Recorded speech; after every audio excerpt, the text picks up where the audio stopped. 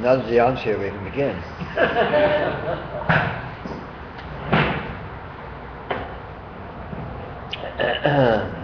Good morning.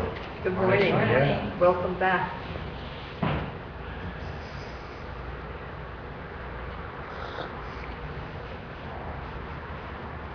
Today I'd like to explore radiant presence in great depth. I use this phrase, radiant presence, to indicate what this actually is, to indicate what is actually here. And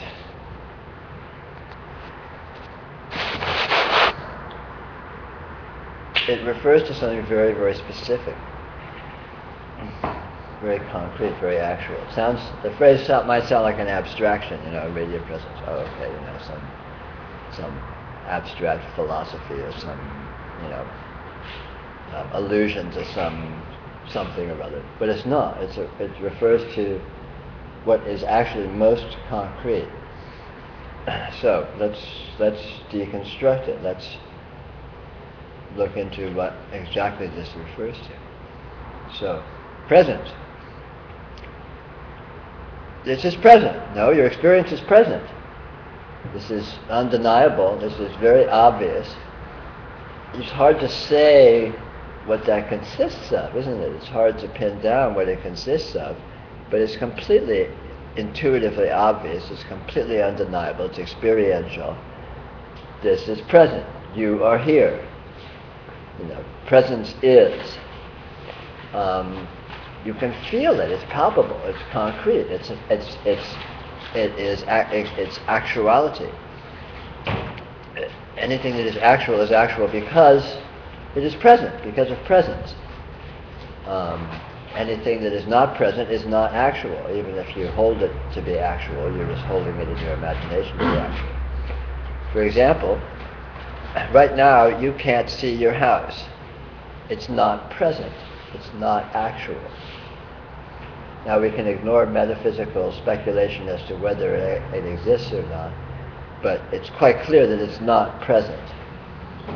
Now presence is experiential. If you close your eyes, your field of vision, this room and all the people sitting around it and all that apparently, is no longer present.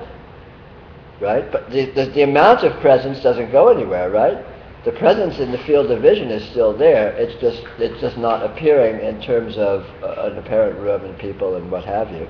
It's appearing in terms of a field of little sparkles and lights and whatever it happens to look like. So you open your eyes, it's presence. You close your eyes, the presence doesn't go anywhere, but it looks completely different. The room visually is no longer present. Just the field of closed eyelid vision is present. You open your eyes, all of a sudden then the room apparently is present. The amount of presence doesn't increase or decrease, right? So the presence doesn't come or go. The presence is constant. You walk up and you leave this room, the room is no longer present in your experience, but the amount of presence hasn't decreased. It just looks different. So the appearances change, the appearances come and go. What the presence looks like comes and goes, but the presence itself is absolutely constant, absolutely always here. You go to sleep even. Your entire world, the body, everything disappears, but presence doesn't disappear. So, the point is that this presence is an actuality, it's concrete. It's not something that we refer to very much. So we have this word presence, and we all know what it means, but you can't really deconstruct it. You can't pin it down. You can't find presence. You can't prove presence. You can't say what it is exactly. You can say it's the quality of actuality, the quality of experiential occurrence in real time. I mean, you can sort of spin all this complexity around it, but that doesn't really clarify anything, does it? That doesn't really pin anything down. But the important point is to see that this presence, feel that this presence is real. It's actual. It's not an abstraction. It's more real and less of an abstraction than this room. This room comes and goes every time you blink, but the presence doesn't. Every time you go to sleep, the entire world disappears. But the presence doesn't. The presence is concrete, is actual. And if it were, I was using as an example the field of vision, but of course this applies to all the sensory fields, mental experience, any other kinds of subtle experience or whatever, what have you. It all exists and occurs within presence. Anything that appears that seems to be real because presence is real, not because it is real. Everything that appears borrows its apparent reality from presence. It's a lot like, let's see, to use an analogy, it's a lot like a movie screen. The movie borrows its reality from the screen. A movie just shining in the air with no screen, you wouldn't see it. It would just, it'd just be light. And if there was smoke in the room, you wouldn't even know that anything was happening. It wouldn't be actual. But the screen gives it actuality. The movie is not actual. It's just a play of lights, but it seems to be actual. It seems to be there because the screen is there. So this presence is, I'm trying to convey to you and to encourage you to explore how concrete it is, how present it is, how actual it is. When you feel something, anything you feel, the feeling, what you're actually feeling is presence. If you touch your hands together, well, together is not a good. If you touch something that's not your body, so you feel something outside yourself, or feel your butt on the chair or something like that, there is contact, there is presence. When you stop touching it, there's not less presence. It's not the presence of, in my case, a chair arm, it's a presence of air. So the character comes and goes, the qualities come and go, but the amount of presence does not increase or decrease. The entire full field of experience is always on 10. It's always turned up all the way. It's always present. So your field of sensation is always completely present, regardless of what is appearing within it. It's it feels very different if you're in a hot tub than if you're having gravel thrown at you or something. But the amount of presence that's present in any of these different varieties is not different. Doesn't change. The same with vision. Your eyes are open, your eyes are closed. The amount of presence does not change. What it seems to be present, what seems to be appearing within that field, the movie, so to speak, is being projected on the screen of presence, is changing. It comes and goes. But the presence doesn't. It's just always here now. It's always this. And everything that appears in presence, in whatever kind of experiential texture it is, vision or touch or thought or sound or whatever, borrows its concreteness, borrows its actuality from the actuality of presence. The flavors themselves have no actuality. They have no impact. This chair wouldn't be hard if presence wasn't hard. So, but this is something not to think about. This is something to feel. Feel feel the presence of your experience, and feel how concrete this is, how actual this is, how impactful it is. So that is a little scratching the surface of the presence side of the radio presence. So presence is, right? Presence is here. This is presence. Whatever it looks like, this is presence. You leave the room, it looks different, but this is presence. Go to sleep, it looks different, but this is presence. It doesn't change, doesn't come and go. This is actual. Now, radiance. Presence always has characteristics showing up in it. Presence never shows up nakedly. It doesn't happen. It can't happen. And all of these characteristics are the radiance. So right now in your field of vision, for example, the room showing up in your field of vision is radiantly present. Its radiance, its patterning, its qualities, in this case of vision, it's qualities of color and light and what have you, shape and all these various things, appearing in the presence of field of vision. Sound, if there's sound, you can hear, things, various sounds you can qualify. You hear the traffic going by, you hear the sound of the room as my voice echoes around. You hear my voice, you hear these various things.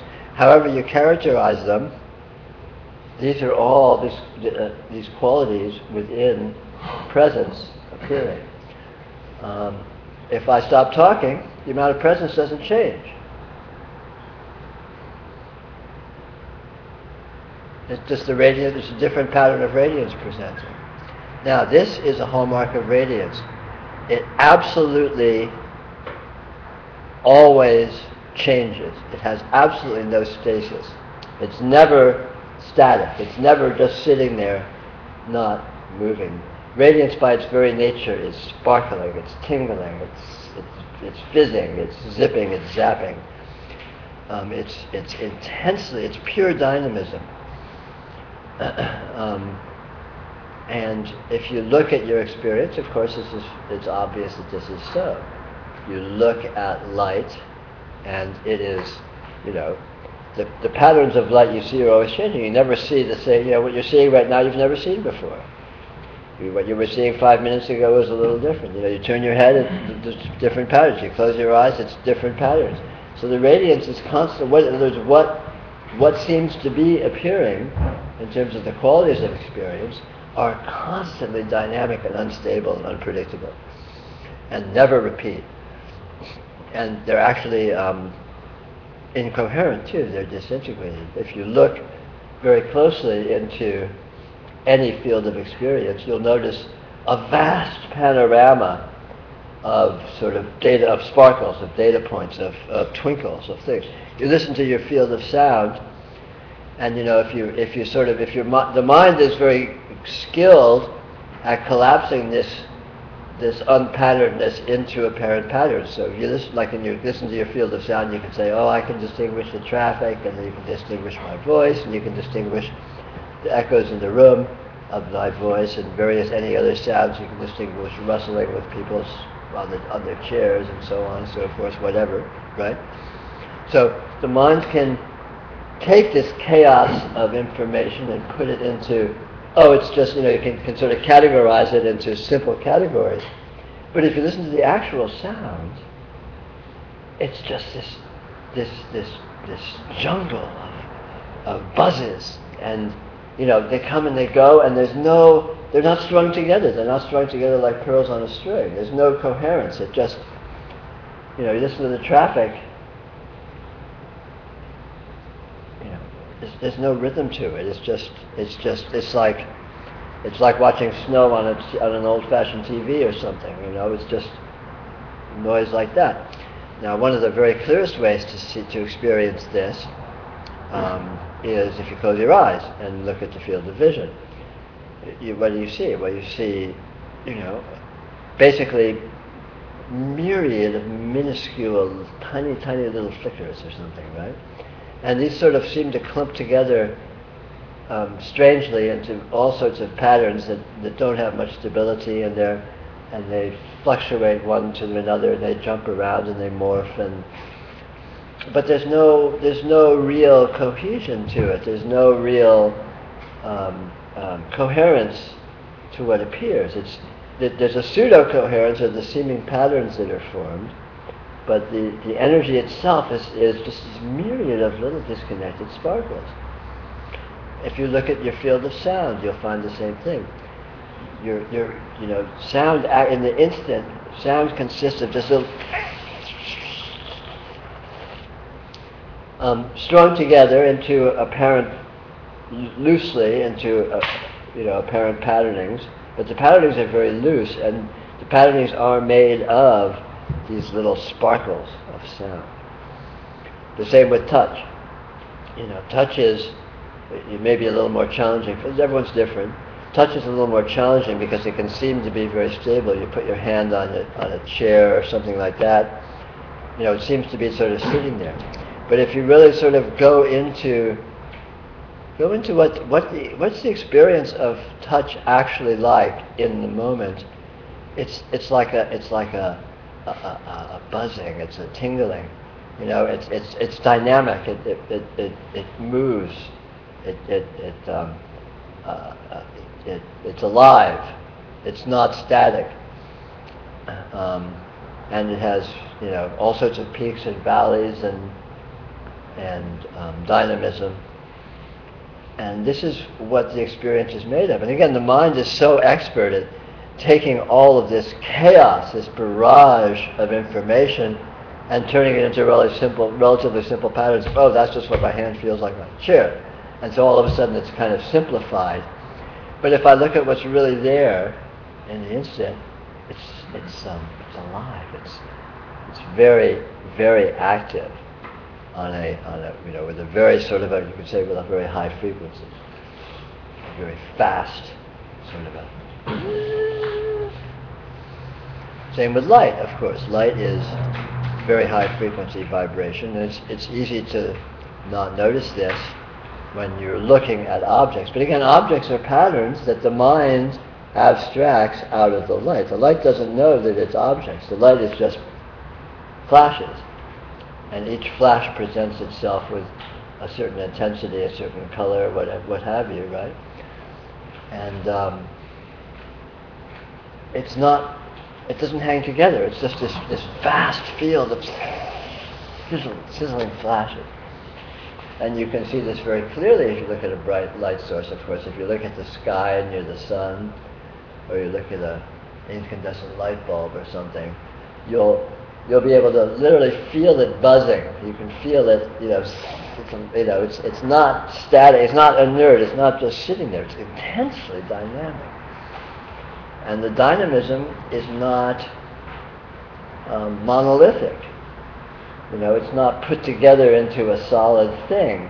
On the contrary, it's like a cloud, an intensely dense cloud of instantaneous events, sparkling.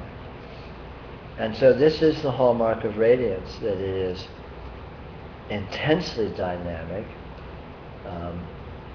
spontaneous, unpredictable, never repeats, and essentially incoherent. Essentially, even though it appears in patterns that the mind can translate into what it considers useful patterns of objects and events and such, the energy itself, the radiance itself, is not like that. The energy itself is not attached. It's just individual sparkles, individual little twinkles or buzzes or something like that. This is radiant presence. And if you look closely, you can notice that your experience consists of nothing whatsoever than this. You can't find anything other than this actuality anywhere you look.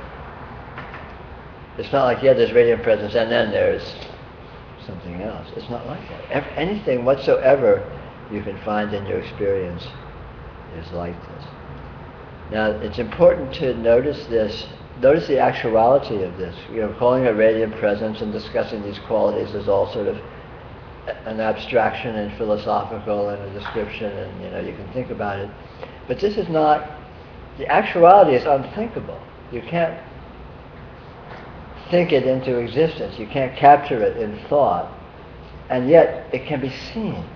You can see what it is directly without needing to call it radiant presence, without needing to analyze it in terms of all these apparent aspects it seems to have and so on.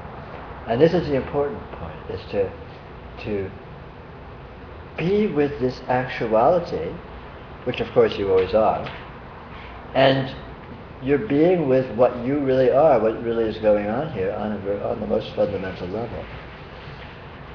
And from that perspective, you can see what you are, you can see where you are, you can see how this works, which reveals itself as being a radically different situation than the sort of consensus reality worldview that maybe most or many people hold. and in particular the implications of this, the nature of this actuality, are profound in terms of what you are, what fulfillment consists of, what life is, all of these sorts of things. And the implications include things like spiritual liberation and all these various other sort of highfalutin, exalted type notions that sound very grandiose. But the actuality is found simply in what this is, what you are already. And the only thing that keeps one from appreciating this is noticing what this is and holding it to be the various complexities that, of course, we're also familiar with doing.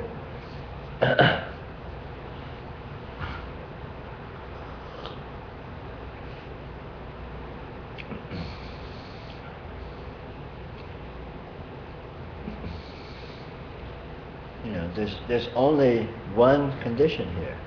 There's only one thing here in one way, and it is what you are, it is what the universe is, it is what reality is. And you can and you do and you always have seen it directly. You can see it very directly. And if you can see it directly without needing to cloak it in interpretations, which we usually do, you get to enjoy the perspective that it reveals about what it is.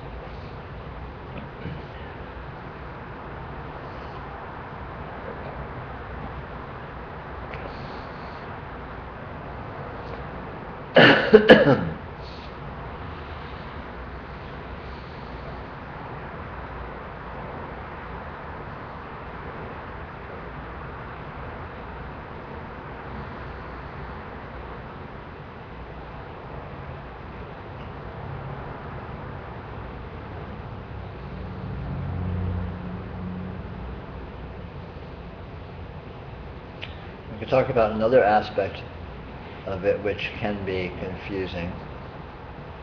It seems to be perceived. It seems to be experienced. There seems to be an experiencing going on here. There seems to be awareness operating, which can be very confusing if you think it's a separate thing. But the radiant presence itself is aware, is intelligent, is consciousness. So it sees itself, not from any perspective. It's not like the radiant presence is over here and it's seeing itself from over here. It's simply, this is here as a knowing, as a seeing, as a perceiving, intrinsically, because this is its nature that it does so. It knows itself. And your experience is it nothing other than it knowing itself. It is not just conscious, it is not just aware, it is profoundly, inconceivably intelligent. So it can effortlessly and instantaneously look at itself, look at this amazing panorama of information and patternings and extrapolate all sorts of patternings and interpretations within it, which of course we're all very familiar with. It takes you an instant. You can walk into a place you've never been and you can instantaneously know an awful lot about it just by glancing around or just, whatever. You're just instantaneously experiencing what you see. You don't need to sit and ponder what each thing is. It's a chair, it's a window, it's a floor, it's a ceiling, it's light, it's just walls. You just know this instantly because of the power of this intelligence. More profoundly, this intelligence is doing itself all of the inconceivable intricacies of metabolism, of the laws of physics, of all of this astounding interrelationship of the patternings that appear in the radiant presence. This incredible sort of cross-communication and cross-correlation. Everything works with everything else. Everything obeys the same laws of physics. Everything it works. It's inconceivable. I mean, how can something as intricate and instantaneously dynamic and self-compensating as the human body actually work for more than an instant? I mean, how can that happen? It's completely inconceivable. It's so complex and detailed and interrelated and sensitive to its own internal conditions, constantly compensating for itself in real time. How can this happen? It's inconceivable intelligence, and doing it effortlessly, spontaneously, in the moment, just doing it without forethought. It doesn't plan. There's no planning involved. It's just bang. And everything, perception, all of this, and then the more superficial functions of interpretation, like we were talking about a few minutes ago, where you can interpret, if you can get meaningful interpretations of patterns that appear in your experience in terms of objects and situations, and so you can function within things and work with things in various ways that seem appropriate. All this is being done in real time. It's just bang.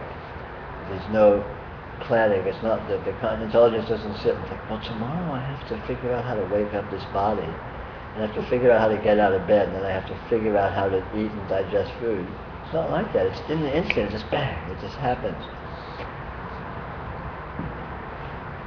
So that's and this is the radiant presence itself intrinsically is like that. It does this because its nature is that it can. The nature is that it does. So it's kind of a one-trick pony. This one fact, this one thing that is actual, this presence, this radiant presence, it does everything. Everything. Every single thing within experience, including your own functioning and the functioning of the entire world and the entire universe and what have you. It's all ramifications of one event, just this radiant presence. And again, the important point to emphasize, this is an actuality, it's not an abstraction, it's not a theory. This presence is actual, it's real. The radiance that appears in it, all this amazing information, all these patternings, all this light and sound and feeling and thought and what have you, it's all completely actual. And it is as it is. It's not as we describe. Our descriptions and our most articulate, most inspired descriptions of it are sloppy and inaccurate and don't capture it at all. But it doesn't need to be captured because it's right here. You have never seen anything else in the entire span of time, and so you always are seeing this very directly and very nakedly. So this is a concrete fact that is available without needing to abstract it, analyze it, think about it, turn it into a philosophy, turn it into a science, turn it into some kind of a whatever. It is itself, and it is available to itself, and this availability is what you call your experience. So you have complete access to this most profound actuality, just in this simple event right here. So that is a bit about this curious radiant presence that constitutes the entirety of reality.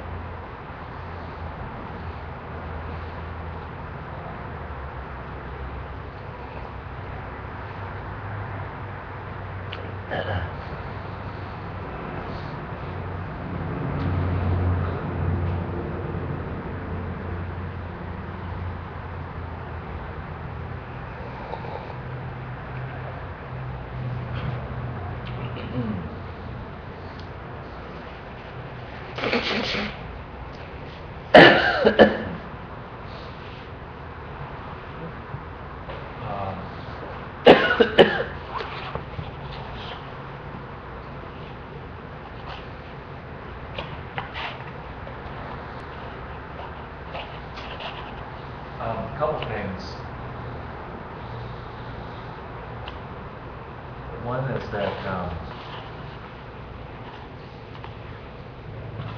when I pay attention to, I guess, the radiance aspect, if you separate it out, can't separate it out. It's an onslaught that I'm normally too frightened to actually see because it's so much of an onslaught. Mhm. It's so fresh and unknown, and it's more that I'm trying to keep it at bay than I can't open it. Mm-hmm. And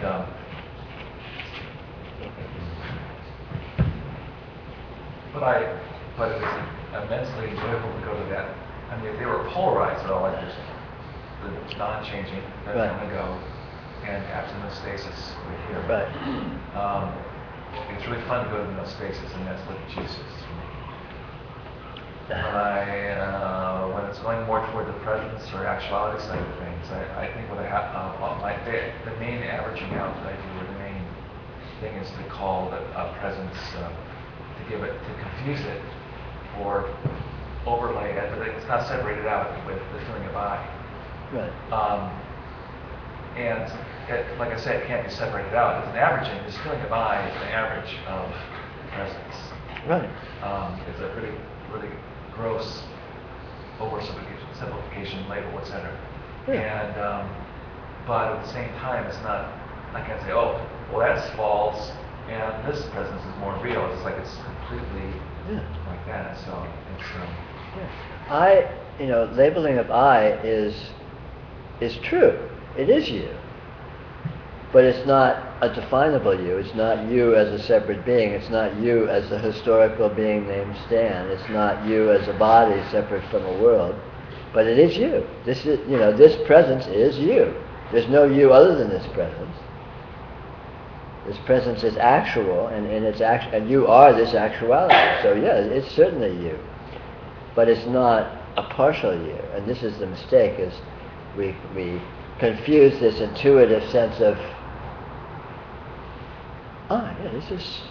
this is what I am, which is true, absolutely true. This is what you are, with partializing it. But it is this body, separate from that world. It is this body, with its history that began, X number of years ago when I was born. It is this body with blah blah.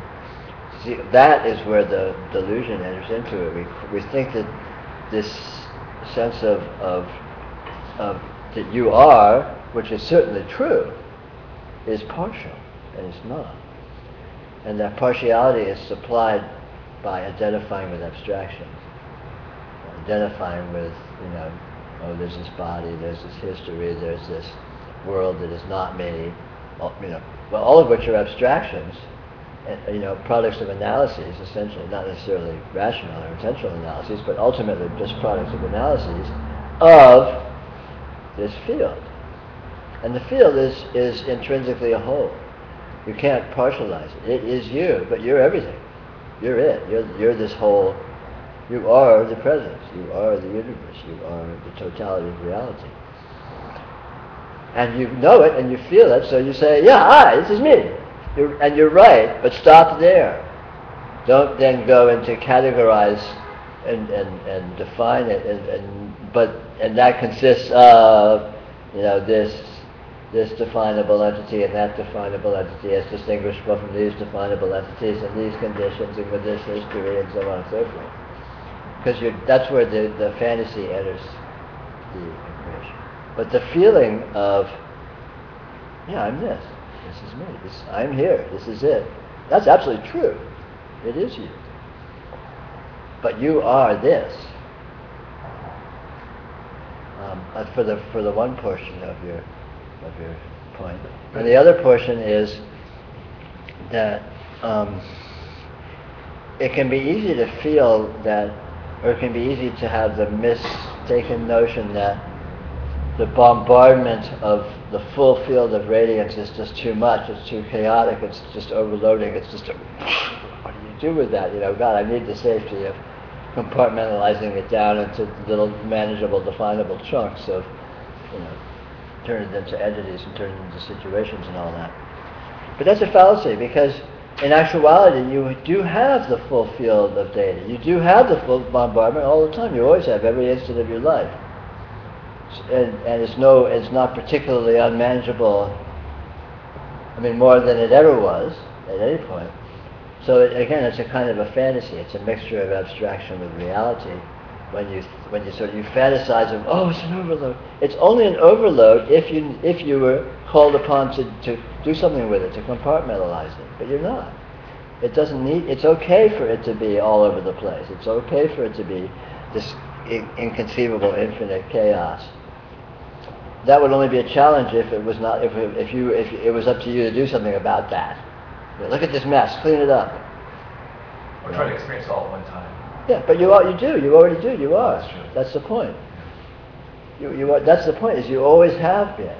You always are. So it's not any more of an overload than it ever was. So it's a fantasy to cling to this. Oh, I have to keep a handle on things. I have to remember who I am and what I'm doing and why I'm here and what's going on. Keep hold of your story. It's an understandable fantasy because you might say it's the ego's prime arrogance it's claiming that it's all important. It's all important is it's defining itself, and if it fails to define itself, oh my God, the shit will hit the fan, the boogeyman will be loose, I don't know what's going to happen, but it'll be horrible. All of which is just doom and gloom fantasizing. There's no basis for that at all. Well, just again, the normal way of paying attention is to go, it's like a sledgehammer, or a very blunt instrument, it's like going from one thing to another.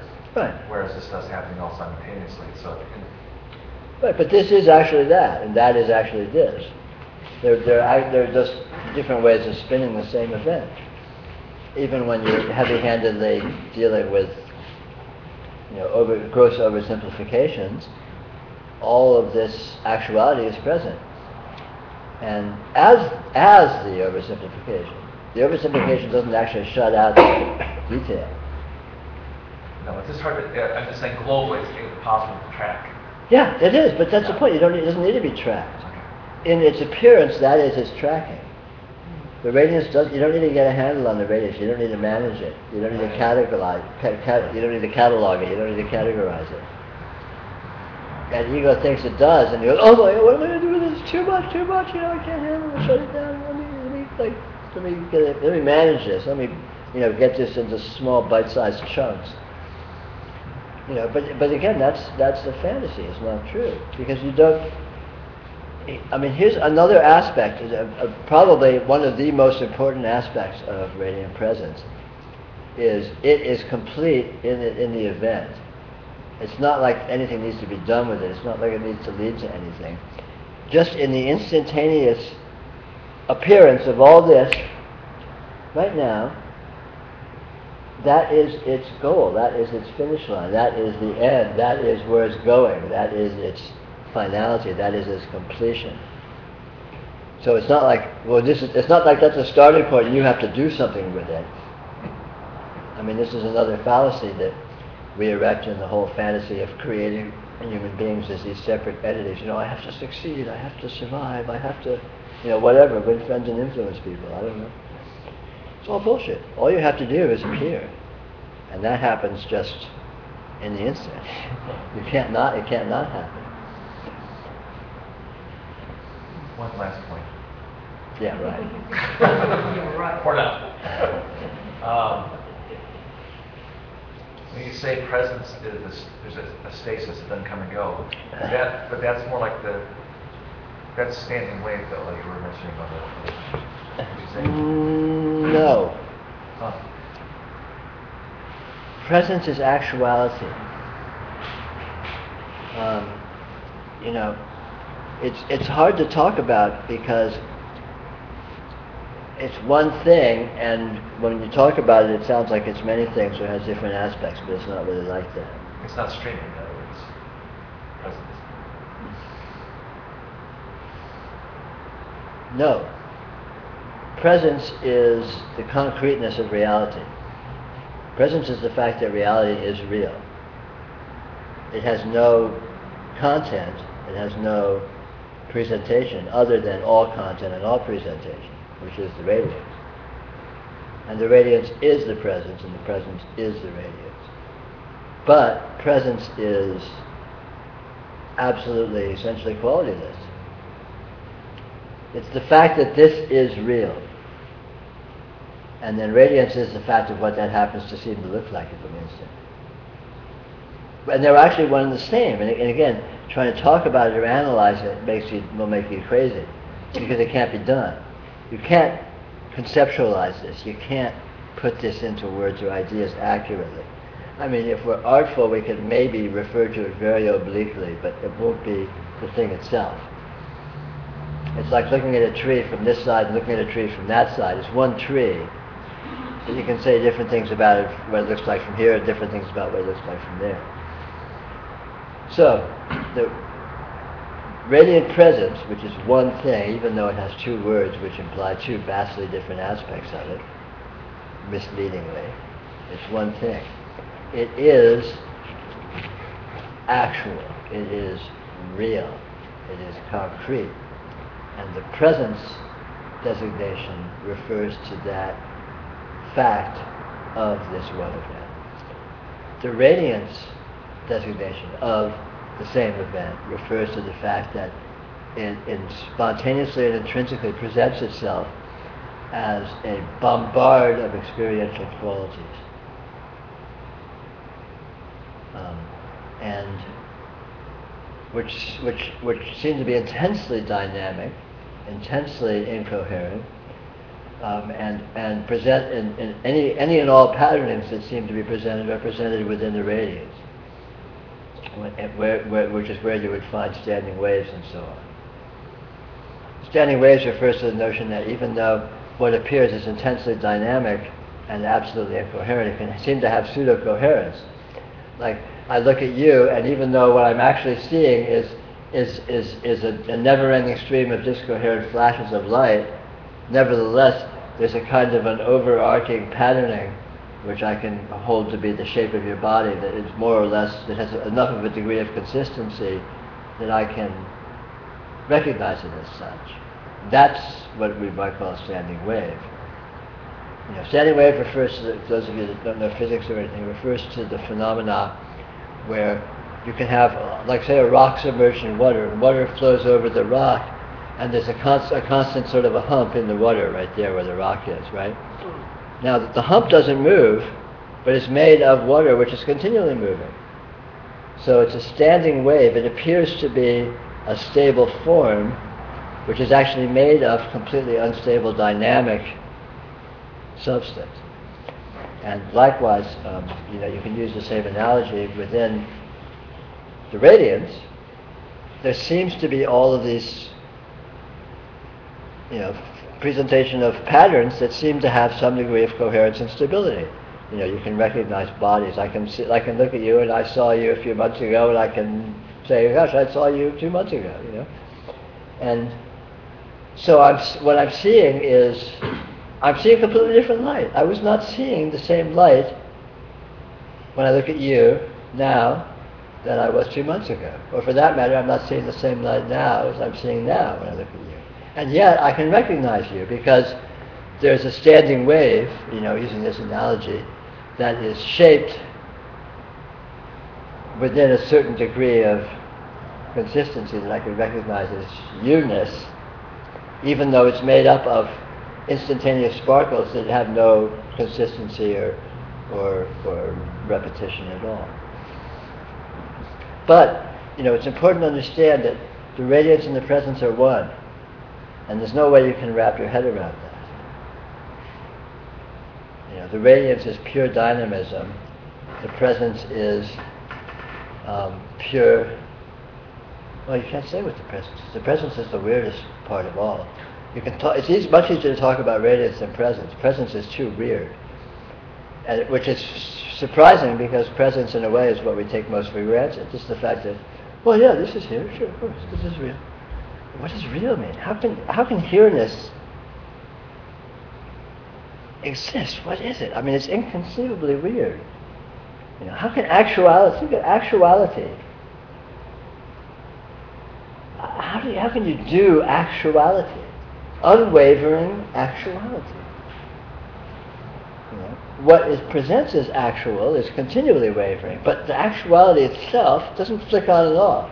It's not like the actuality goes away for a little while and reality disappears and then it comes back. It's not like that, is it? It's always real, right? It's always actual. It's always here. It's always this. It's mind-boggling. There's no way you can get a handle on it. And yet it's completely obvious, completely concrete, undeniable. It's accessible. I mean, you can feel it. You feel nothing else but actuality, right? And yet, this, you can't say anything else about it. All you can do is sort of wave your hand and say, "Yeah, it's here, obviously, right?" And you go, "Yeah, right." But then what? It's like radiance. You can say a lot about because radiance presents in terms of all qualities, and you can talk about qualities. Qualities are what we notice. We don't notice the radiance. I mean, the presence. Presence is like a plane of perfectly, absolutely clear glass. Imagine a window that's so clean that you can't see the glass. So when you look at the window, what do you see? You see whatever's on the other side. You don't see the window. Presence is like that. Presence is just that there is anything is presence. And then what it happens to look like is what seems to be on the other side of the glass, which is the radiance. Now, of course, it's not actually on the other side of the glass. It's actually the nature of presence to generate all of this apparition. Which is a lot like a dream, right? A dream seems like you're looking at whatever. You're looking at all sorts of events or whatever, but it's not. You're not actually looking at anything. It's just the nature of sleep to appear that way, intrinsically, inexplicably, based on nothing. It just does because that's what it does. It's its nature to do so. And likewise, it's the nature of presence to appear as all these qualities, with all this dynamism and all this, sort of pseudo-patterning and all these aspects that we can, talk about at such great length. But again, this is an actuality. This is an experiential fact, which is you can access directly, and you cannot think about it accurately. You cannot talk about it accurately. So don't try to think about it, but feel it. And you do feel it because you've never done anything else. There's nothing else to do but feel it. Reality is feeling the radiant presence. Always has been, always will be. Yeah. Can you not think about it accurately because it is part of the context within which the mind exists? Well, yes, but it's more subtle. You can't think about it accurately because it is by its very nature infinite, which means paradoxical, which means not amenable to logic. The problem with thought is based on an either-or kind of logic. Thought is based on things are either this or they're that, and infinity is based on this is that is this, but this isn't that, and that isn't this. And that statement is perfectly logical from the point of view of infinity. From the point of view of the mind, you go, huh? What? Say that again? What do you mean? It doesn't compute, because you can only talk about things when things are different from other things. When things are both different and the same and indeed none of the above all at once from other things, it doesn't, human thought, linear thought can't go there. It's it can't be done. But again, you don't need to think about it to be with it very, very profoundly, because in fact, human thought, logical thought, is not our best weapon of intelligence. The inherent intelligence, the unconscious intelligence, let's call it, is much, much more powerful. And we all have this. We all are this, and we have access to it. And just let yourself notice that that's the case, and you will notice that that's the case. And then you can think the unthinkable. You can understand.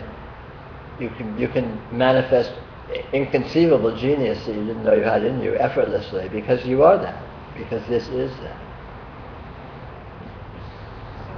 The other experience that I'm having right now is just utter stillness. Uh-huh. And radiance, I don't have any words for what it is, but I'm just wondering where the stillness fits into your paragraph. Because this is that overwhelming kind of vibrant or radiance and all that. I've backed up with that many times because of the ego. The stillness seems to be something that I can kind of stay with a little longer. Yet I don't have any free for me.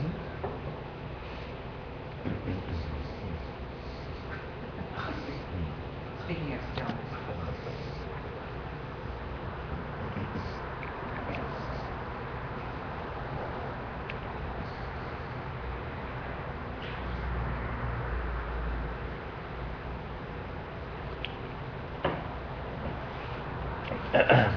What you're calling stillness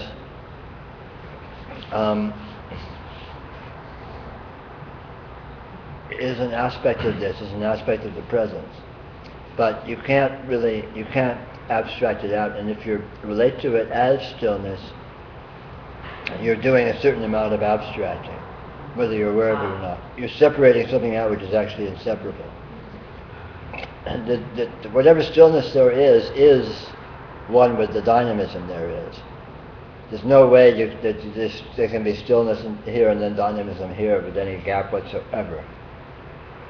Okay, so my ego is just kind of... I mean, the experience is real. The experience of the stillness is real. It's just not really stillness. You're being with radiant presence sort of with a partial emphasis. And the nature of radiant presence is so slippery, it's so multidimensional that it's very easy to be with it, let's call it with a bias. It's very easy to be with it, sort of seeing it in a certain way. It will tend to be that way. It'll tend to look however you expect it to look. So it's very slippery like that. So being comfortable with stillness, more comfortable with stillness. Well, no. The point is that no actual discrete quality exists. It's not that stillness isn't there. It's just that there's no such thing. There's this.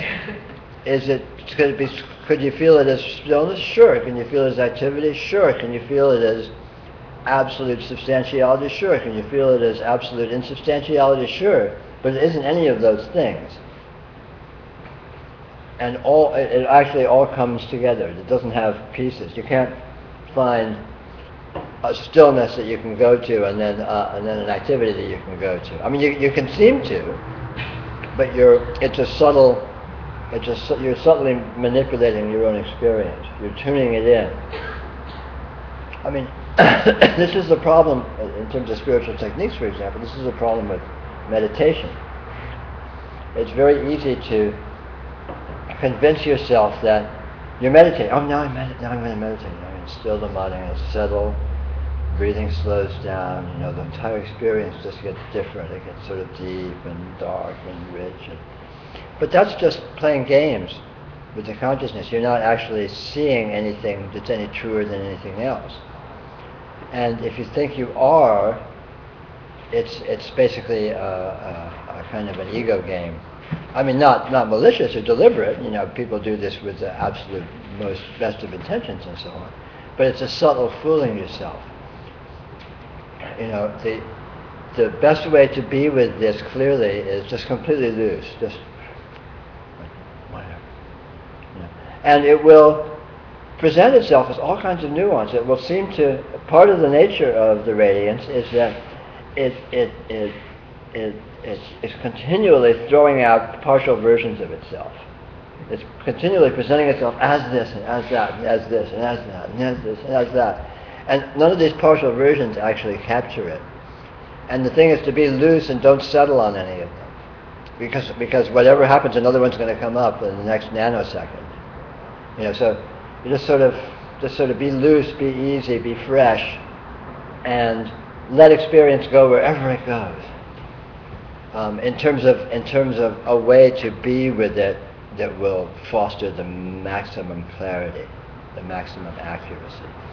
Because if you start going to it in terms of these partializations, like stillness or like, transcendence or like whatever, and detachment, peace, whatever, it becomes a self-fulfilling prophecy, where you sort of create that condition, you tune into that virtual condition, and then you're orienting to it.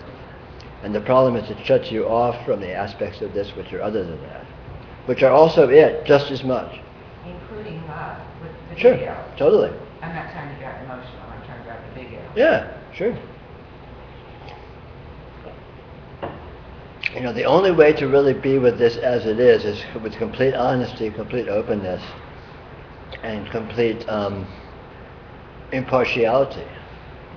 If you have any notion that any condition is superior to any other condition, or any condition is truer than any other condition, it's a recipe for delusion, pure and simple. And mind you, that this is a necessary and major part of the path of unfoldment. I mean, the path of unfoldment consists of delusion. The path of learning to be with this right, it consists of being with it wrong, being with it heavy-handedly, being with it inaccurately. So it's not, you don't need to chastise yourself or feel bad about being with it too heavy-handedly or something, because that is actually the way to learn to be with it more accurately, more openly. Because it clarifies itself in the long run. The trick is to learn to do it with maximum efficiency, to have the long run be a little less long, if possible. Now, we don't equate stillness with mindfulness. I don't know, one can do anything with anything. I can at times feel very still, and I'm not analyzing anything, and I feel a stillness. It seems a little bit different from awareness, total mindfulness. Yeah, but all of these conditions as differentiable from each other is a fabrication. There is complete mindfulness. Always. There's never not that. It can look like all kinds of things. It can look like confusion. It can look like dizziness. It can look like extreme drunkenness. It can look like anything. But it's mindfulness in actuality. In other words, reality is always full on. Everything is always happening. And anything that can be accentuated or diminished, like a mindfulness that you could have more or less of, or a peacefulness you could have more or less of, is imaginary. It's actually a fabrication. When I feel that I'm in complete awareness, I don't lose my keys, I don't lose my Right. glasses. But losing, I'm not confused. right, yeah, sure. But that's a kind of a game. In actuality, losing keys and losing glasses and doing things wrong, what is doing that? Reality is doing that. How else could it happen? Oh, yeah. And reality does everything with its nature, and its nature is totality. Its nature is completeness. The reality's goal is to be. Reality's goal is not to be successful.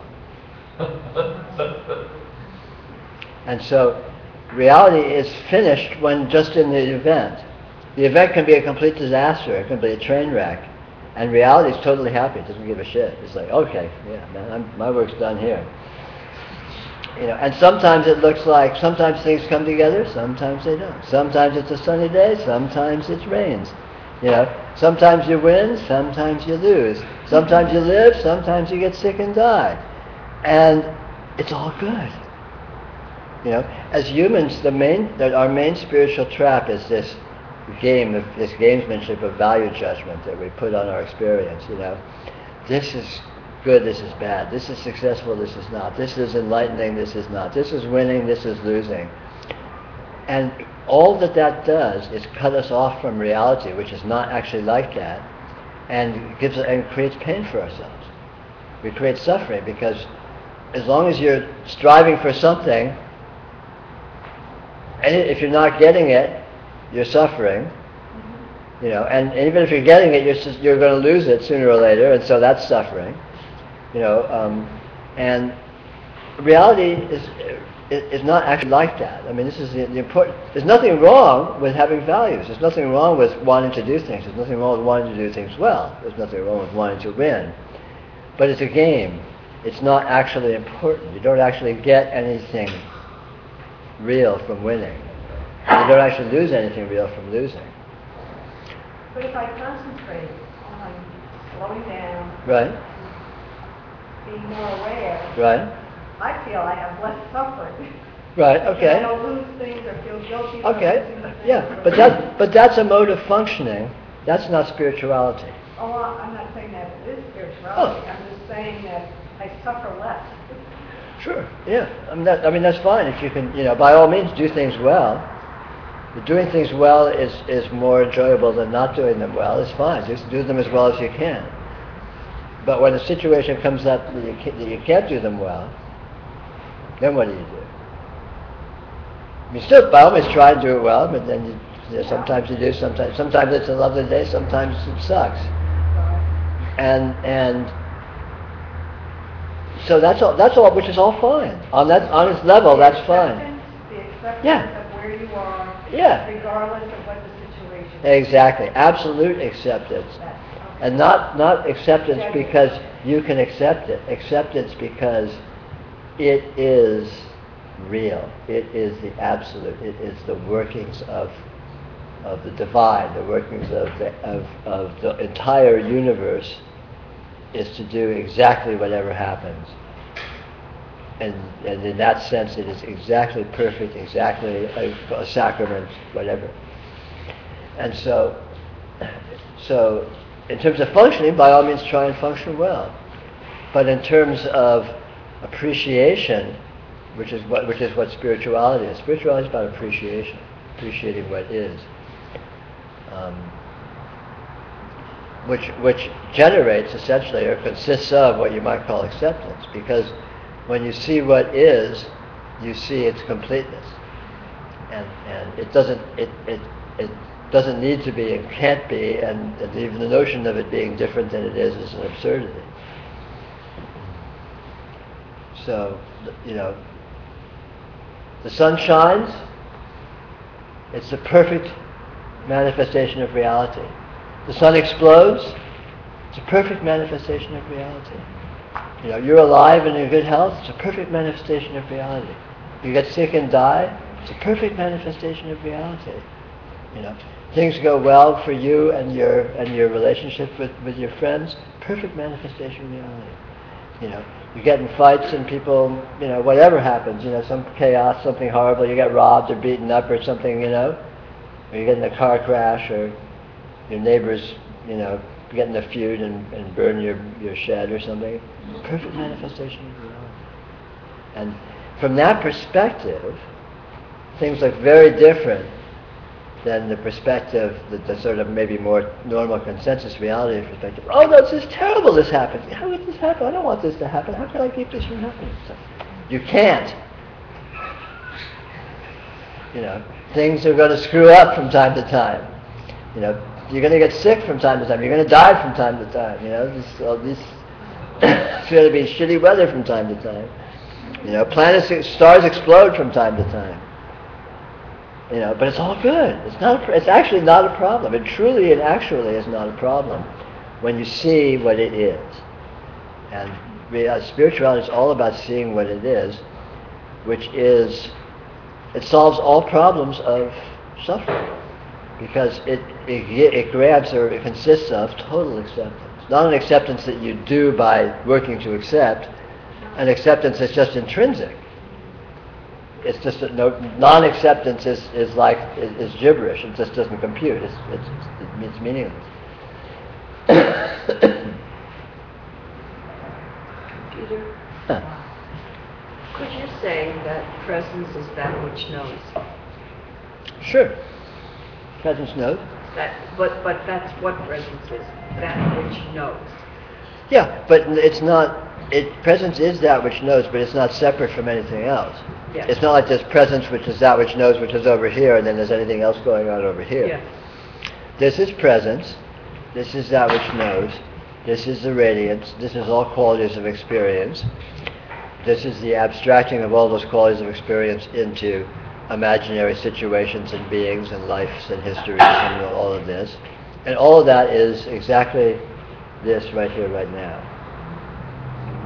And we talk about it as if it's this, that, this, that, this, that, but that's just words. This is one thing. This is. Hear that? That's it. That's the totality of reality, just that hand clap right there. That's the entire shooting match. Or whatever. Yeah. Thank you. I think I see this value of impartiality, disinterested, accepting, and suffering, you know, and ending suffering. And yet it seems that, you know, I mean, I might not like my financial situation, et cetera, et cetera, et cetera. And I think that it's an out-picturing of something subconscious I'm holding, and not have my suffering or non-suffering dependent upon it. In fact, that's even, if my suffering or non-suffering depend upon it, then that's going to be an impediment to changing it. But I think that through a very specific recipe, I could very largely alter, not that it matters a shit, but I could alter my experience of reality in many ways, financially, et cetera, et cetera, et cetera. Uh-huh. So there's that issue. I just bring that up. And I was reading, I acquired a book called Meditations on the Tarot. And have you heard that? Which one? It was written anonymously and published posthumously in about probably mid-70s. But Meditations on the Major Arcana, and just looking up reading a couple of things, and always been attracted to the Fool card. And what it said there, what the guy said there, was the esoteric name of the Fool is love, and he sort of symbolizes the marriage of intellect and spirit. And I was in my own life. Well, I just got this little dog, and it's sort of opening my heart, I feel. But I had sort of an insight, a glimmer that what I've studied through the years, you know, it's relatively theoretical, mental knowledge, whatever it is. But if it can be catalyzed through the heart a little bit, then it can actually come into reality, what I'll call reality, or as opposed to being something that was just theoretical. So I thought that was interesting, and I thought it kind of resonated with this, what I'm reading about the Fool card, which again is at the beginning and end of the tarot, I'm told. But anyway, there's just some thoughts that I throw out for your comment or not.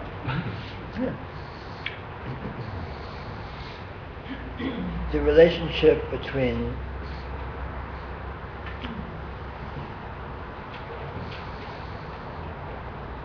let me put that another way. Abstraction. It's very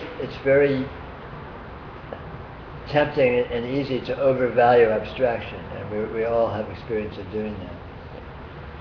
And the process of relating abstraction to experiential reality, to seeing, which is often, you know, euphemized as being more heart-based and less head-based or something, is very valuable to discover.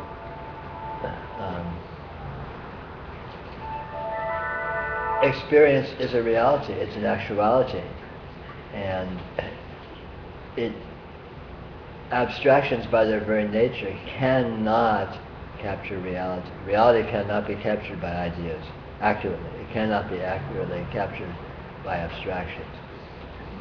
And to come to see that by seeing the relationship between abstraction and experience is of course very valuable, because it can be easy to overvalue abstraction and assume that they're valuable and accurate and powerful in themselves, whereas in actuality they're only powerful and useful to the extent they refer to realities, which will always, in their reality, completely transcend what the abstraction is holding it to be. Well, eating of the tree of knowledge of good and evil, in a nutshell, that's like what we do, you know.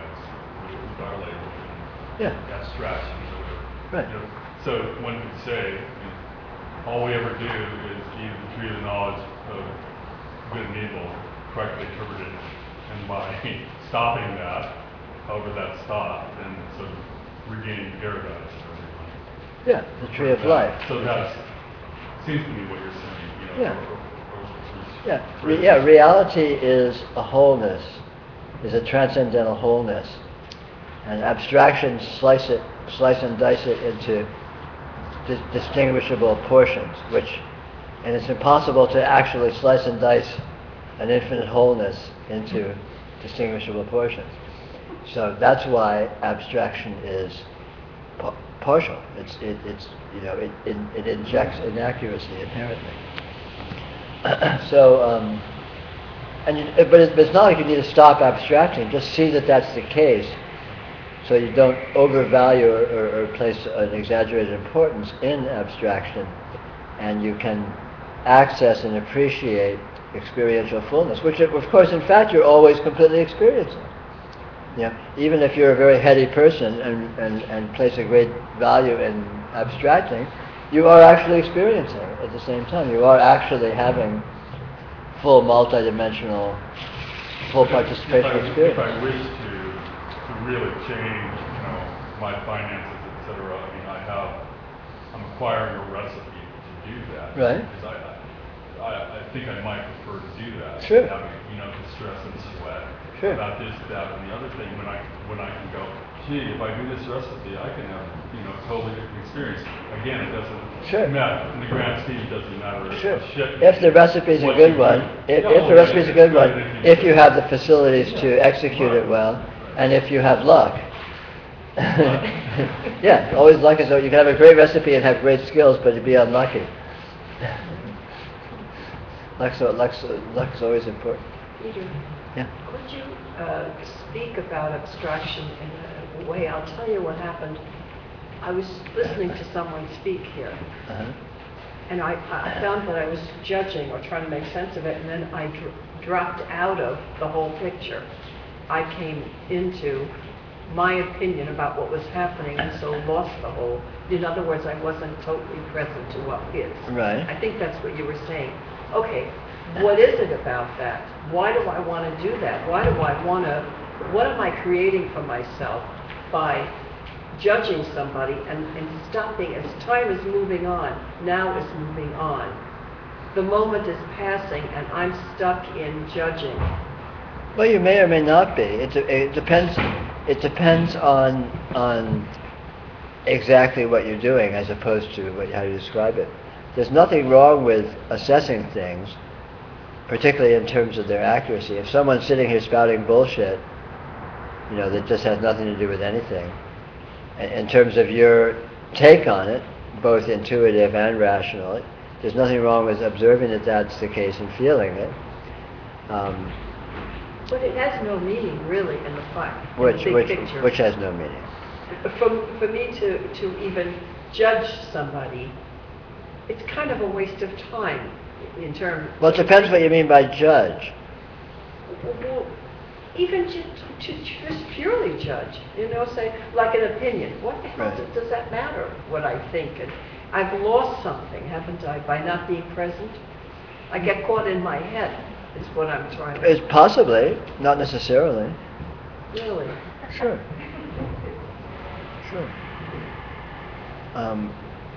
Opinions are not strictly abstractions. Opinions are not strictly mental or intellectual. Opinions can be energetic engagement. If someone is being false or manipulative, you can feel that and react to that without thinking about it. Okay.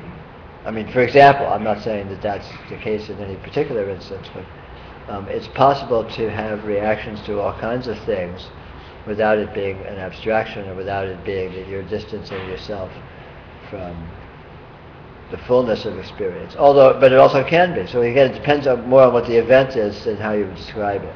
It seemed to me that there is a certain innocence in not judging and being available to what is. Yes. And that you step out of what is when you get into, well, I think it's this way, or that sounds like bullshit, or whatever. Right. Well, yeah, yes and no. You don't, because you never step out of what is. It's impossible to step out of what is. It's a matter of emphasis, and it's more a matter of what you do with it than it being that per se. I mean, there certainly is an innocence in just sort of being open and hanging out and, yeah, this is it, this is it, this is it, this is it, this is it, whatever's happening, this is it, this is it. You know, you're crossing the street and the car's coming out and you go, this is it, this is it, this is it. You know, or someone's taking your purse and you, no, this is it, this is it. I mean, there's actually a lot to be said for that. Right. In one sense. Right. But if someone's about to snatch your purse and you snatch it back and try and trip them and call a cop, there's something to be said for that too. And that's not necessarily not being engaged with reality. That's not necessarily, going off into abstraction or something. It's more just different modes of being with this. Because remember, even abstraction is a mode of reality. Thinking is a mode of reality. You never actually leave reality. You can't distance yourself from reality. How could you do that? Where would you go? Right? But it's a question of, it's really a question of holding things to be stable which aren't. In other words, here is this reality, it's a totality. What can it look like? It can look like anything. Can it look like being lost in your head? Sure. Can it look like being in your senses? Sure. Can it look like being dead asleep? Sure. Can it look like whatever? So it's like you're zooming in and out of these different spaces of experience, and sometimes they're more mental, sometimes it's more physical, sometimes it's more emotional, sometimes it's like different things. It's like, in a TV studio, there's some guy back in the control room who's sitting behind a big panel, and he says, okay, bring up that camera, bring up that microphone, and there's sort of this big panorama of inputs to choose from, and he chooses, choose that one, emphasize that one, no, emphasize that one, now zoom in on this view, and that's kind of what our experience is like. Experience is jumping around spontaneously, right? I mean, you start thinking thoughts, and then you feel something, and then you see something, and it's out of control. It's just spontaneous. It's this amazing multi-dimensional flow where you're zooming in and out of things, and you're multitasking, and it's just all over the place. So, and it's all real. It's all real. It's not like thought isn't real.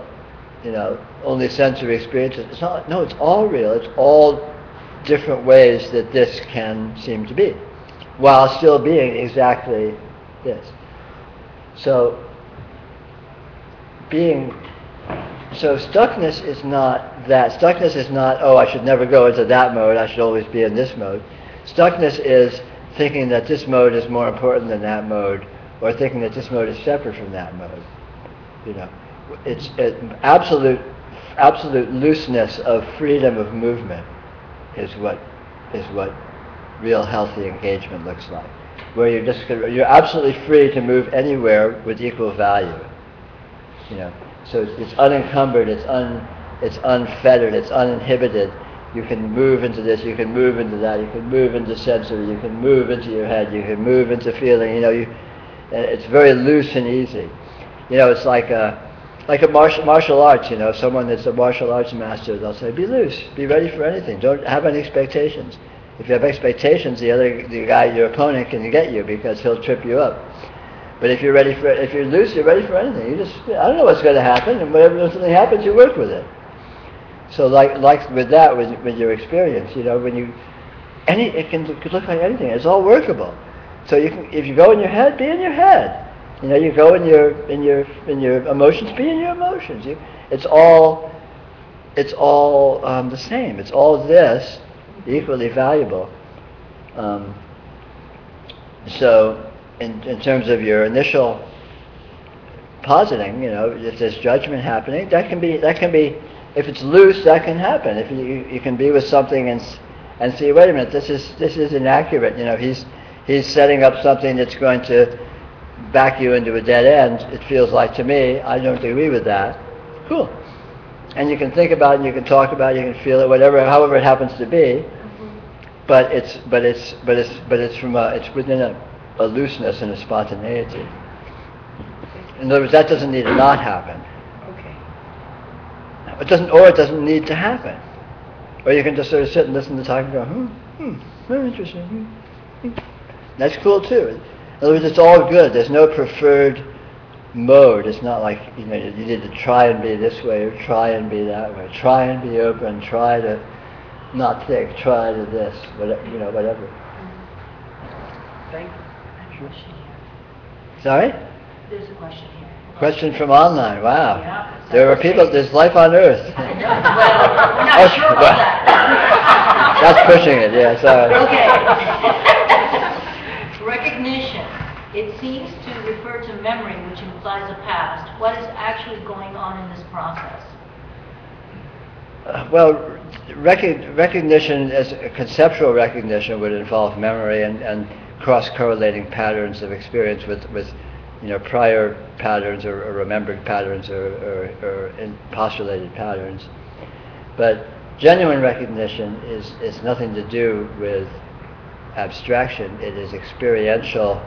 It is recognition of actuality in real time, which is correlated with itself. It's integrated with itself. It reflects itself. Reality embodies all aspects of itself fractally. So any situation or aspect of presentation is cross-correlated intrinsically with all other aspects and presentations and so on through the very nature of reality. All of which sounds like metaphysical gibberish, but the actuality is real. And this is the basis of our thinking. This is the basis of memory. How can we have memory? Memory isn't totally hot air. It's not totally fabricated.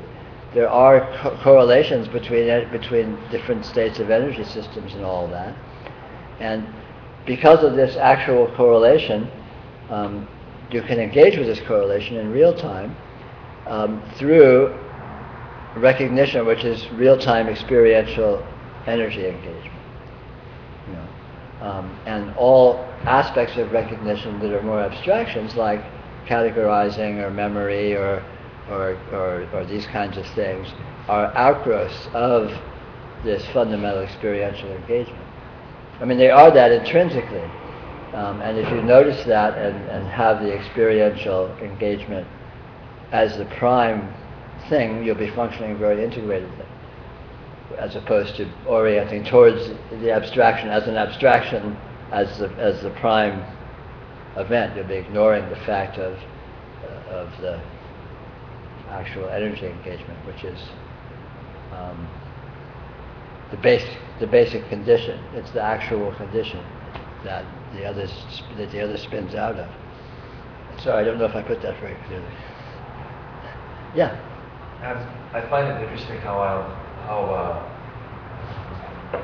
what is my approach to spirituality in the past, and still carries on through that initial, is to turn it into, what strategies? Strategies are abstractions. I'll read something and try it out. It's like a hypothesis. It's like a abstraction persist. I am that. What does that mean? So I try it out with sunglasses, and see if it works. Right. And it's really weird. And it's all based on the premise that I'm not part of reality, and I'm trying to approach it. It's really weird. The whole thing is really fucked up to start with.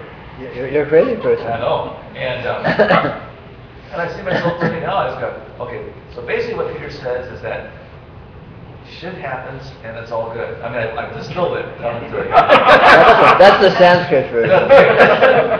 And I completely sort of, it completely misses the mark. I have this little sort of. Not so much. Well, I sort of turn to affirmation or something. Not really. I don't like affirmation, but my the affirmations don't work. But no, it's just that. I always said it. Yeah, but it's important to notice though that even though if you have a tendency to do that, either constitutional or through the aberrations of your psyche or whatever, you're simultaneously actually engaged with experience. And true spiritual work of unfoldment or progress occurs under the table. It doesn't occur with what you think you're doing or not doing. It occurs with the way you're being. And it happens by osmosis. For example, if you've come to a lot of meetings like this or work with a spiritual teacher that has, any zap or what have you, the work is happening not in what is being said, or not what you're doing, or what you think you're doing, or what you think you're not doing, or all of that sort of the more superficial aspects. The work is being done beneath the table in your more direct engagement with your experience, in the way that happens. Communicate. Just as an example, in terms of like a meeting like this, communication is multidimensional. Happens on many levels. So there's words being spoken, but there's much more than that going on, and most of which is uncategorizable, or you can't really refer to it accurately in language. But it's not nothing. And this entire multidimensionality is where the work occurs, not just in any particular strata. So the strata of thought and abstraction and what you're doing and what you think you're doing and the way you're approaching it is largely noise in the system and not particularly relevant. And doesn't need to not happen. There's no reason that you should not be caught up in these mind games or something, because it's largely irrelevant, and it's a relatively small strata of your full functioning, of your full engagement with your experience. And most of the spiritual work proper of unfoldment is not occurring on that level, and can't occur on that level. That level more reflects long after the fact, where your center of gravity shifts in terms of the way you're orienting to your experience more directly, more energetically, let's call it. So it's almost more like putting myself in the way of it rather than. Yeah, but not even. Yeah, sure. Why don't we take a little break, 10-minute break or so, and come back? So we'll be back shortly. Wait a minute. Oh, wait, hold the phone, sorry. There's one question from the internet. Okay. Real quick. Okay, real Let me quickly. see. What is it? One word answer. Okay, be ready for it. What's the key sequence for the... Oh, shit, nothing.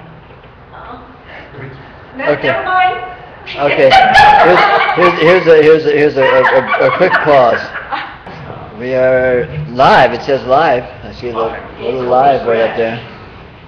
I guess it must be true. It says it must be true, right? Yeah. This is all pretty messed up, Peter. What this? This whole thing. This whole thing is pretty messed up. This is your final pronouncement? It is. Okay. And in a very good way.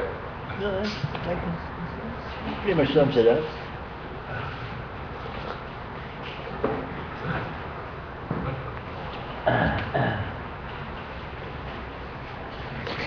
Yeah. I have a question about this viewing of the separate self. Yes. The reason that we feel there is a separate self is because of our psychological identification, Right. abstractions, thinking, all that stuff. Right. But it sounds like, based on what you've said to this point, is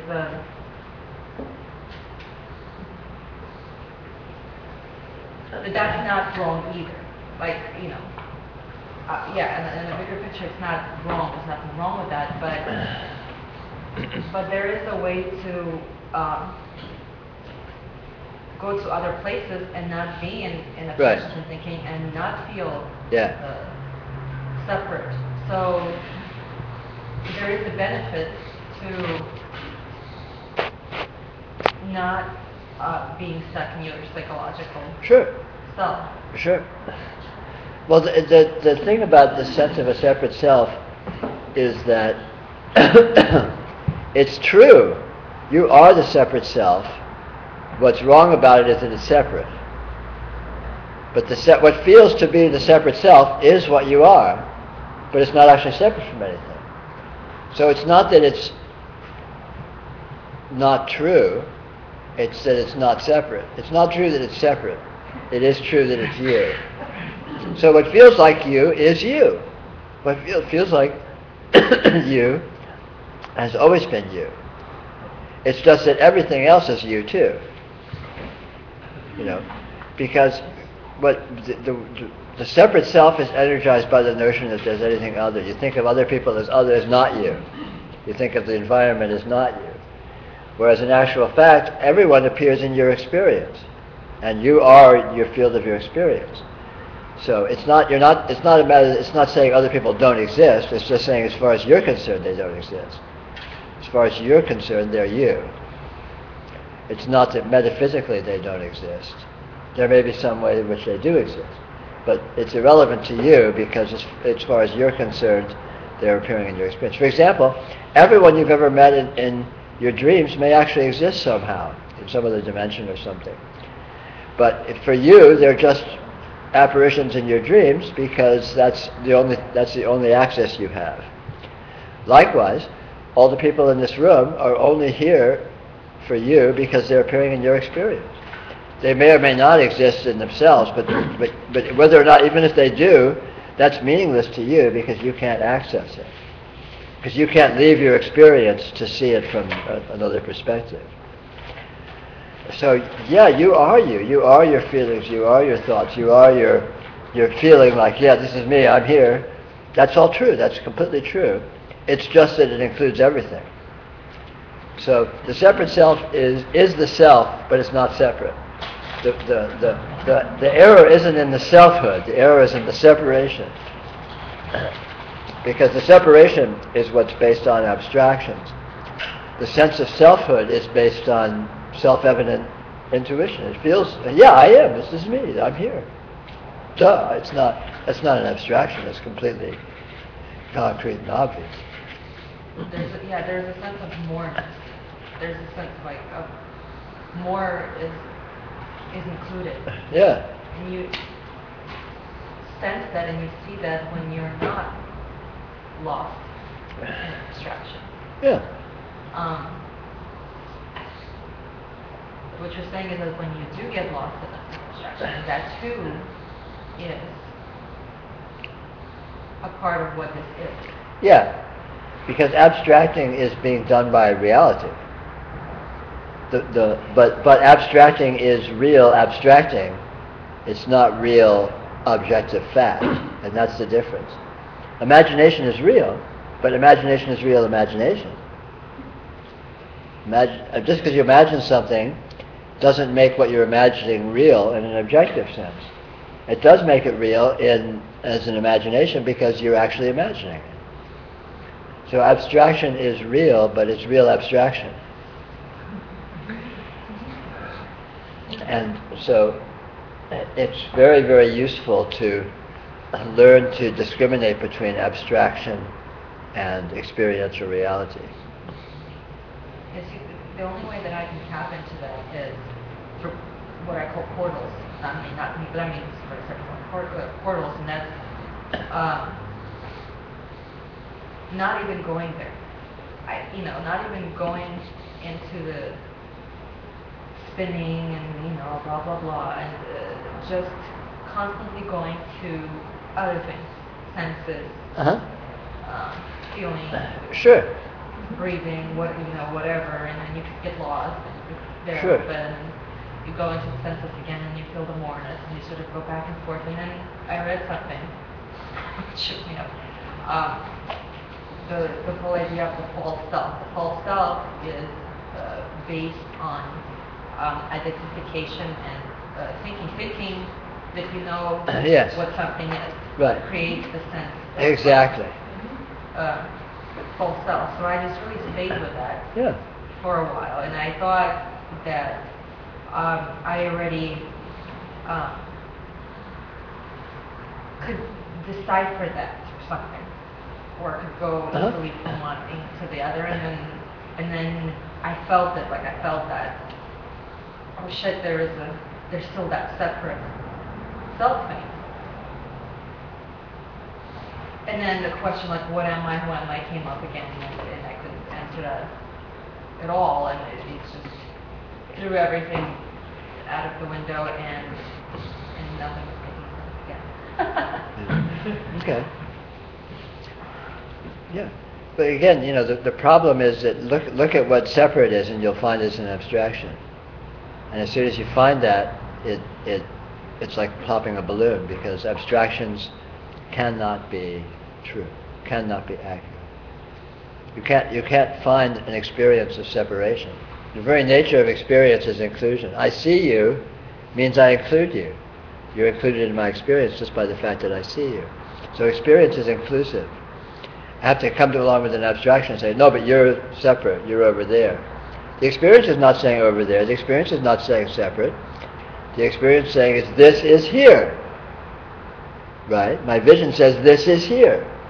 The abstraction says, no, that's you, and you're over there, and you're not me, and I'm over here, and that's there, and this is here. There and here are abstractions. And experience is only here. Right? You experience something, where are you experiencing it? Here. You look at the sun, where do you experience it? Here. Oh no, the sun's over there, it's 90 million miles away. It's like, that's all abstraction. It's here. Experientially. So separation is intrinsically an abstraction. Basically anything that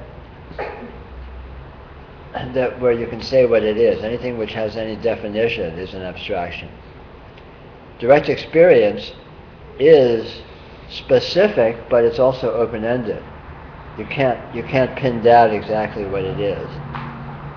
So I see you, and in the seeing, there is a richness of experience, of qualities, right?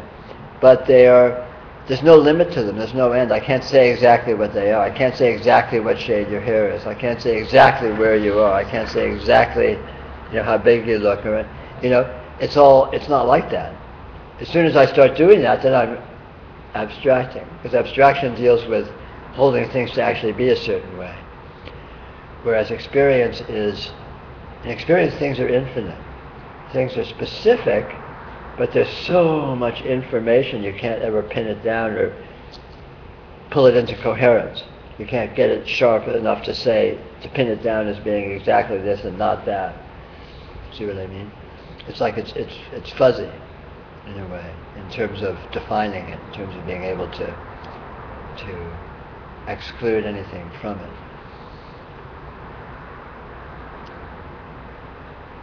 So this impulse that still happens with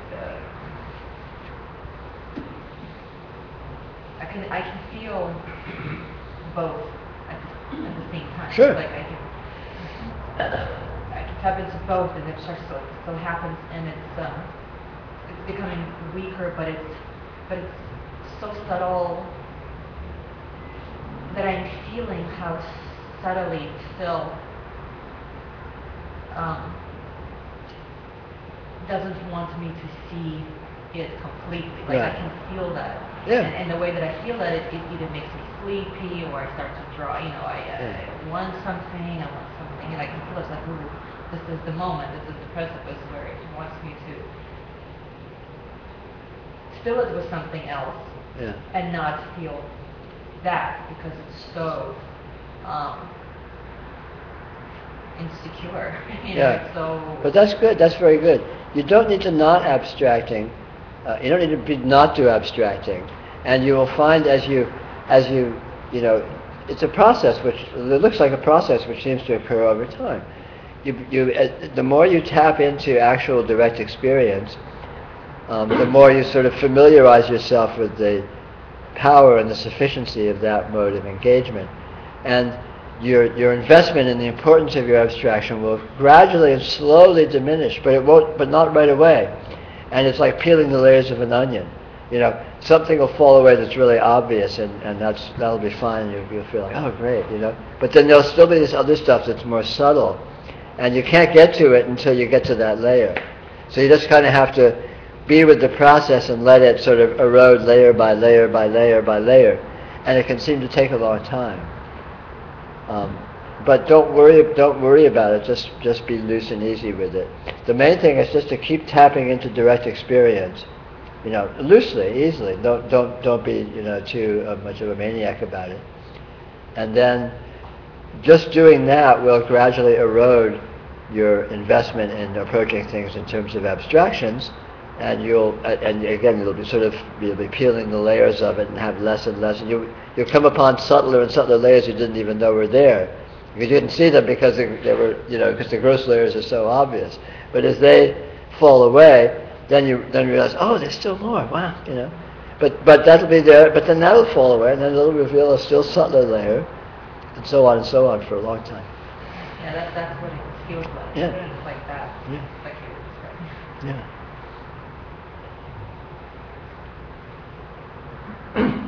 I mean, this whole yoga it's insidious because it doesn't work on an obvious way. It doesn't work in a simple way. It's very simple actually, but it can feel like you're not doing anything because all you do is you just be with your direct experience from time to time, just nakedly, just feel that. Just from time to time, and you'll lose it, you'll drift off, you'll go off into some abstractions or trip on something, right, whatever. But every time you do that, it changes you. It transforms you. It reorients you in a very subtle and very primal way in terms of how you're orienting to the full field of your experience. And it gradually chips away and erodes at your long habit of investing in your abstractions, your sense of yourself, your worldviews, all these kinds of things, very indirectly. So you're solving the problems of your misidentification not by addressing them, but by bypassing them altogether and going to that which is beyond them, because it's more powerful.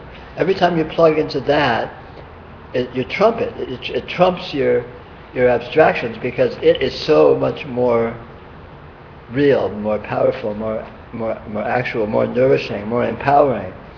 And it literally floods you with its own power, its own actuality, which makes your investment in your abstractions very ghostly by comparison. But it can look like it's happening over time, and it can look like you're not doing anything, but muddling around in your own, in your craziness. But it doesn't matter, because it works anyway. Yeah. Another one. Find it because it's been scrolled up. Is abstraction also infinite being's radiance as is experiential reality? Yes. I'm sure Peter will be happy.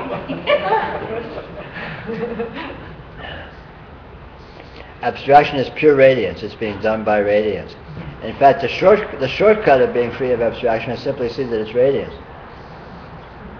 It's like that's like going lucid in a dream. The shortcut of being freed from a nightmare is simply see that it's a dream. You don't need to do anything else. You just see that it's a dream. See what it's made of. See the radiance, essentially. And where'd the nightmare go? But seeing that it takes it's kind of progressive. Like it typically is. It typically is, but it doesn't have to be. For me lately, I've been constantly reminded that whatever the conceptualization, whatever the thinking mind comes on, and I look, it's empty. Yeah. It disappeared immediately. So there's nothing. Yeah. Well, that's seeing the radiance. So that's what I mean by seeing the radiance. When you see that even though it seems to be something, you look at what's actually there, and there's nothing there. Yeah. It happens constantly. Sure. So sometimes I just don't want to speak because whatever it doesn't make any sense. But speak happens, joking, laughing, Sure. It just happens all the time. But it just there's nothing beneath it. There's nothing to say. Yeah, there's nothing. Yeah, nothing is true. Whatever you say, even though the tendency of believing what I said was true, but immediately I see, there's nothing. It's gone. It's completely good, very good. Zero. Yeah, sure. That's the truth.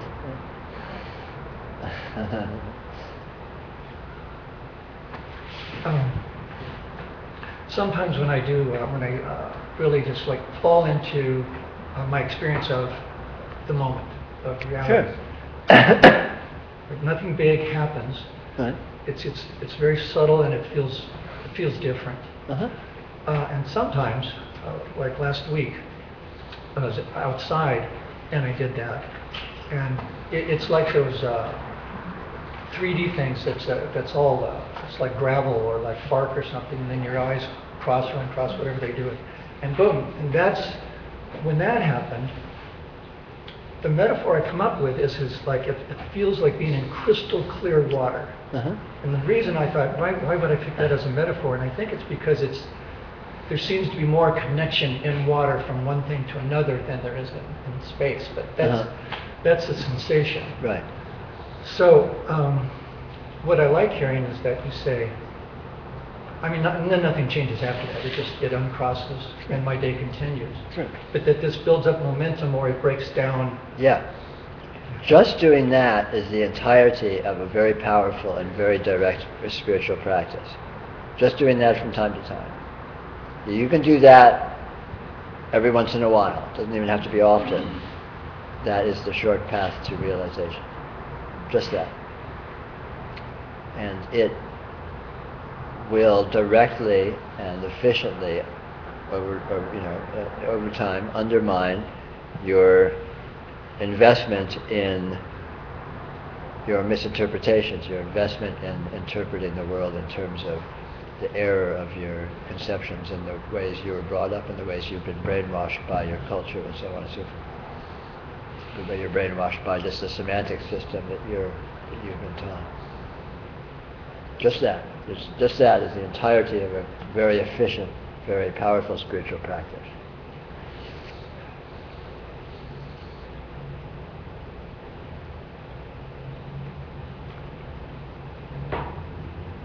I remember one time you made a gesture about just when you made that gesture at the time I was talking to you and you just let go. And at the time in my mind I was thinking, what does he mean? Just to keep thinking. But this gesture keeps coming back to me, and more so lately.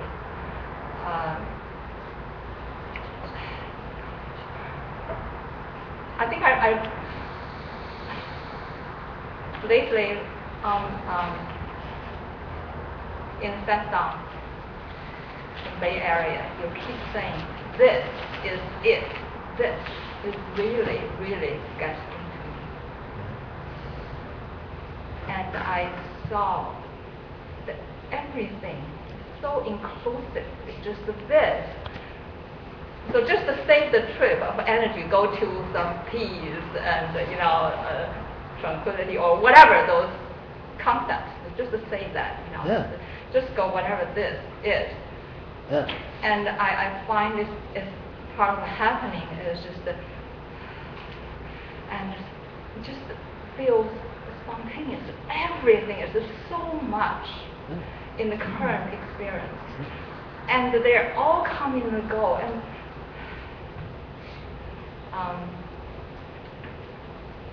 but the energy, this energy, is trying to squeeze it every time. Yeah. When that happens, it's just open Yeah. and trying to squeeze. And Yeah. it happens quite often, like whenever Yeah. that happens. Yeah. The natural condition is completely loose, completely easy, completely relaxed, completely spontaneous. And we tighten up around that, in various ways. Mentally, physically, just energy-wise, all different kinds of ways we tighten up, or we think we have to pull something together, we have to hold something together, we have to keep something together. It's not true. On the contrary, doing that is our worst enemy. And if that's the extent to which you can let go of that and stop doing it, is the extent to which you will find fullness and completeness and absolute fulfillment. And there's it's not something about my effort. No, It is- no, it's exactly. It is. It's natural letting go of happening. effort. Just let go. Let reality be. Right, Let it but do the work. Yeah, but I don't have the good fortune to just let go forever. So this energy system is still trying to Yeah. fight. Oh yeah, sure. even though without thinking, just naturally, you know, once it opens up, It's a habit. everything, and then Yeah. and it ties out. That's why typically it takes a while because we have to retrain ourselves. You know, we're subliminally trained to this kind of tightening up, kind of holding things. And so it's contrary to that. It's contrary to that training to, you know, at first it's, what do you mean let go of everything? It's going to fall apart, you know, it'll be a disaster, it's going to be horrible. You know, I won't know who I am, I won't know what to do, you know, all this kind of thing, which is, of course, complete silliness. But everything happens in the conscious level, in the energy level. Yeah. It's not even the thought, it's Yeah. just the natural, the energy Yeah. goes like this, Yeah. and it opens up, and it goes like this. Yeah. Just from what Helen Third was saying, sort of combination. I remember back when I was in my early days, when I was in the Gurdjieff group, they had a thing called stop exercise, where you'd be doing tasks and then you ring a bell or a wood block or something, you have to stop and just like, you know, you might fall over, but you stop right in midstream and, you know, remember yourself. And what's kind of cool is it catches you right in the midstream, so all of a sudden you have, there's direct experience going on, but then the way you did it was sort of to clamp down and, what's going on now, you know, it's like, and it's funny because in some ways it was really good to catch sort of the in-between times that you don't realize that awareness is going on like that. But the whole clamping down thing is But that is part of it too, because, you know, Sure. what else can be? Yeah. Yeah, is it a problem? You know, that's the question that's really helpful for me. It's like, because the clamping down happens spontaneously. The mind creates a problem out of something. You know, my life, somebody else's life, whatever. You know, it's like, and it's all abstraction. And then there'll be sort of a noticing that there appears to be a problem, and in that noticing is the question of, well, can a problem actually exist in reality?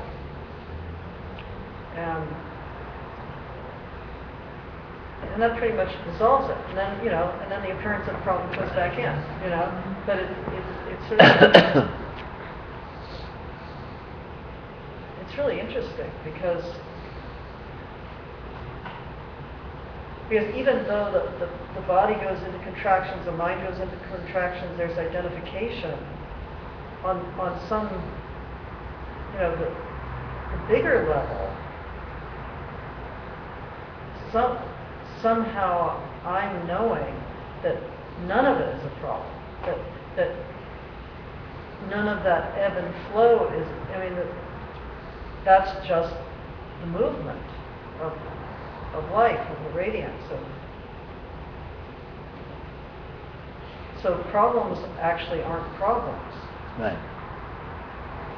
And when you see that, they stop being problems. Yeah, and they, you know, they still appear, but all kinds of things that used to appear to be problems aren't appearing as problems anymore. But of course, there's infinite creativity here, so you know, it's not like all the problems are, you know, the appearance or the contraction around the idea of problem. Of course, still well, happening. it's like peeling the layers of the onion and Yeah. going to more and more subtle holdings. As you relate more and more to your experience as transcendental energy conditions and conditions which, you know, overt conditions which you previously would have said, oh, what a disaster, this is horrible, what am I going to do? You would just you can look at it and go, what a bizarre, amazing configuration of energies. But then there's other things that'll be at a finer threshold where they'll still feel like problems. But that threshold continually develops and wears away. That's in what I've terms been of, seeing. It's really interesting. It's like, yeah, almost as if like whole category, like the mind's tendency to go back and say, if this had happened, then this wouldn't have happened and it would be better now. And the mind will try to go there and it's like, oh, that's true, forget about it, What happened happened, and all that speculation is just, there's just like, it can't land, and it's really amazing because I used to be really, really good at that speculation, like really, like mime that, Sure, and it's, it can last a couple seconds, it's pretty amazing. Yeah, so I used to be so oriented towards the past and, either trying to get it back or fix it, and it's like, well, it's so obviously conceptual and irrelevant. Yeah. Yeah, so it's really interesting. And, yeah, so when anxiety, sadness, grief, you name the unpleasant feeling comes through, there's less of a relationship with it, and more of a just being that, whatever it is. Sure.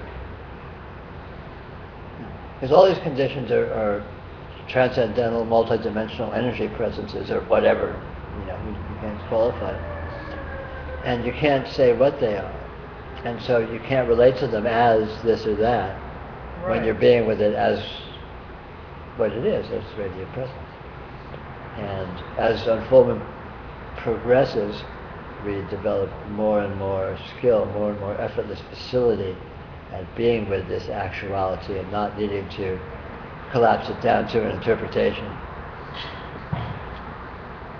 Anything as soon as happens disappears and Yep. everything. Yes, completely. It's so Entirely. mysterious. Yes. Fascinating. Yes. Completely mysterious. It's hard to hold anything, but we hold anything. Yeah. Well, it's impossible to hold anything, and when you see the fact of that, then that erases, that pulls you out of the tendency to hold. The tendency to hold just gets less and less and less because you see it's not here to hold. How am I going to hold this? And actually, There's no hand. How can you hold it? it become more flexible, Yeah. whatever deal Yeah. with that, anything is flexible. Yesterday, one of my coworkers describing two coworkers in my department who are enemies for more than 10 years. And then he told me he saw when they walk in the hallway and the two facing each other walking, and one turned the head to the left immediately, another one turned to the right when they crossing each other. That's a lot of work. Yeah, it was something happened like more than 10 years ago, and a very small thing. Who invited whom to the party? That's it. So for more than 10 years, so that's a strong holding. But once you see those are, doesn't really exist, right? And you can easily let it go. Yeah. But letting go is very hard, I guess. Well, letting go is hard. Seeing is easy. And if you do the seeing, then the letting go happens by itself. So that's why seeing is always much better than trying to fix something. Don't worry about trying to fix anything. You can be the total crazy person that you've always been. Just see your experience directly whenever you can, and all the rest of it straightens itself out. How convenient. I wonder what is doing all this anyway. I mean, what is doing this personality or these little personality quirks or, Yep. and I look at that and it's like, I used to take it so personally. Right. And I still do sometimes, I still will have that habit of blaming myself or Sure. thrashing myself or something. Yeah. But it's just, but sometimes I'm able to look at that and go, well, what is that? I didn't create this personality. Who did that? Yeah. And Of then course. you look at other people and their personality quirks and you just go, Yeah. it's nothing. Yeah, everything's completely spontaneous. No one is responsible for anything. No one did, and you aren't who you are because you decided to be who you are. Yeah. You don't do what you do because you decide to do it. You do what you do because of what you are, and you are what you are.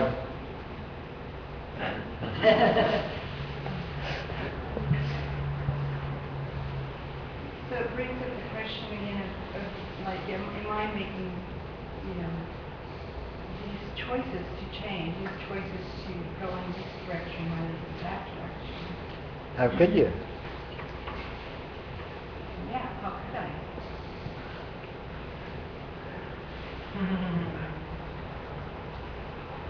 So free will is kind of a mix. Huh? Free will, what we hear about as free will is. It's an oversimplification.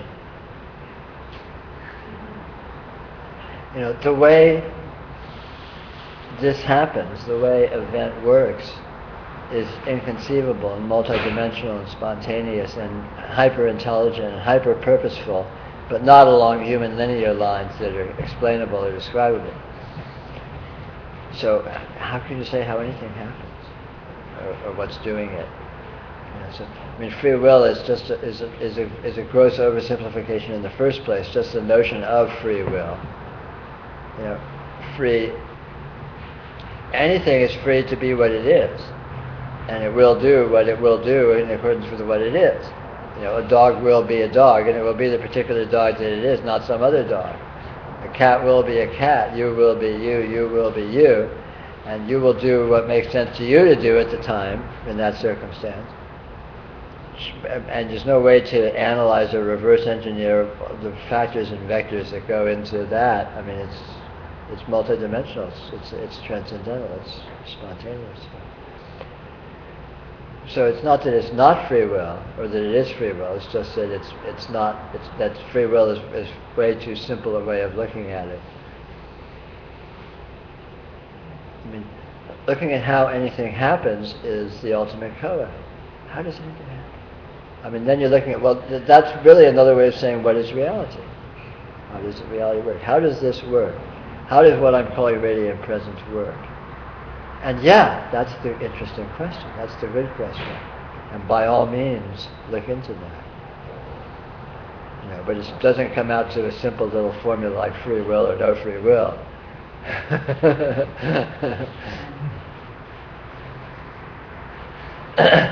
You had said that anything you think about another is inaccurate.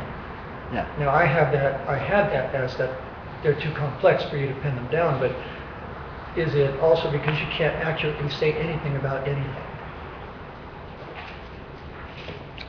You can't accurately say anything about anything because of the nature of language and the nature of circumstances. They're apples. Circumstances and language are apples and oranges. They have nothing to do with each other. Circumstances is multidimensional, is transcendental, is inconceivable, is unanalyzable, is nonlinear, and language, description, thought is linear, is based on differentiation, is based on this is different than that, is based on this has a specific relationship with that. And reality is not linear like that. What's the relationship of one reality to another reality? It's a constellation of multidimensional infinity or something. You can't say. So you can say it's because it's too complex. That's a simple way of putting it, and it's true. But it's an understatement. Language is finite, and reality, experience, circumstances are infinite, literally. And you can't deal with infinity with finity. It's not going to work. It's not going to gel. You can deal with infinity, but you need to deal with it in terms of infinities. And language doesn't incorporate infinities. It also seems that language, being a presentation of infinity, of radiant presence, couldn't possibly look out and have any understanding of what it's contained within. Well, it can because language is being done by radiant presence. Language is not divorced from reality. Language is an aspect of reality. Language is a tool of reality. but it's in many ways a partial tool. And language is much more than language. You know, if you take language in its gestalt, then language is itself nonlinear and infinite. You know, because language includes much more than just language. Language includes not just a statement, but the way the statement is said, the context in which it's said, you know, body language, energy content, you know, evocation. I mean, God knows what, you know, you can't even say. And all of a sudden language, simple language becomes much more than the semantic content of the logic of this definition, this word means this definition, this word means that, which is the sort of the simplest, most linear way of looking at language. But in its matrix, so to speak, in its context, language is a multidimensional richness. So language is useful within reality. But language can't capture reality in semantic terms, in merely logical terms.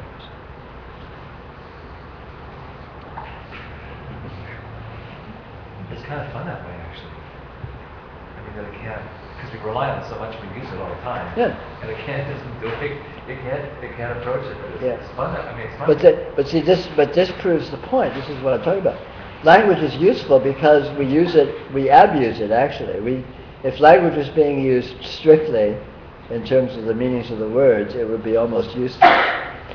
But we use language as a Trojan horse. We throw words at each other, but we're throwing so much more at each other at the same time, and the more that's coming with it is a big part, if not the major part, of the exchange.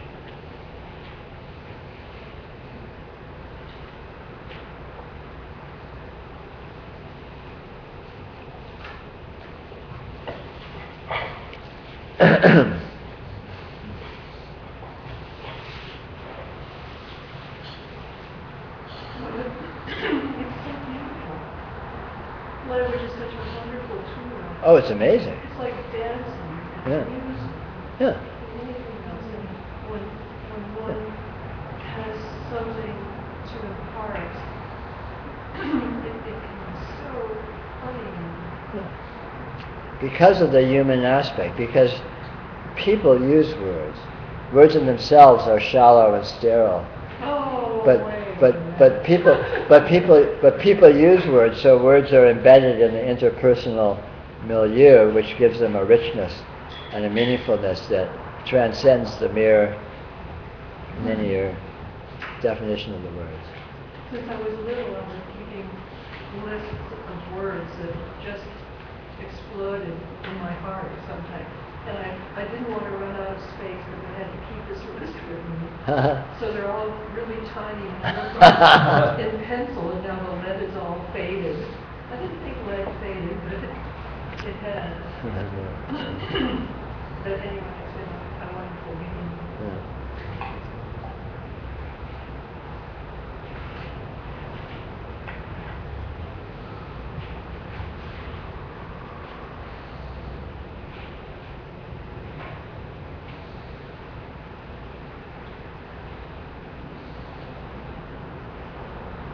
Is it time to break for lunch, Helen, in a little while, or now, or what? We can break. Okay, 10 minutes we'll have lunch. Oh, okay. Well, people, Well, let's see. some folks who are asking, when is it that you're coming back, that we'll talk a little bit later? No, we'll be going till about 2, maybe a little after 2, right?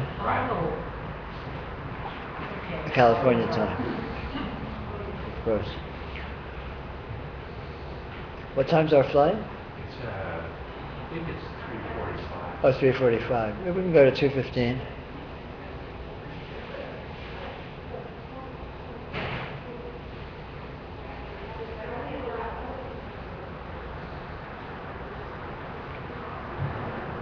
Well, why don't we break for lunch?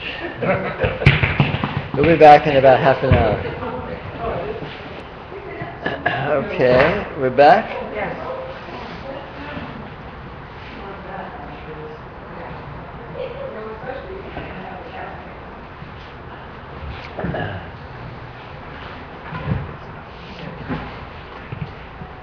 Let's see.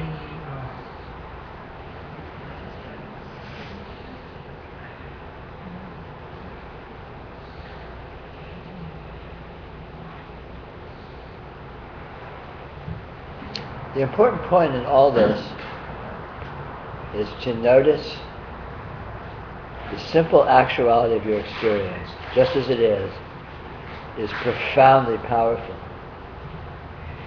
And to just notice it every once in a while.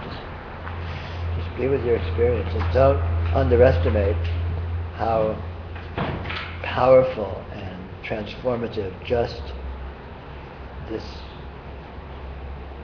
actual fact is. Just as it is, it's completely sufficient. It doesn't need to be made special or transformed into this or that or anything like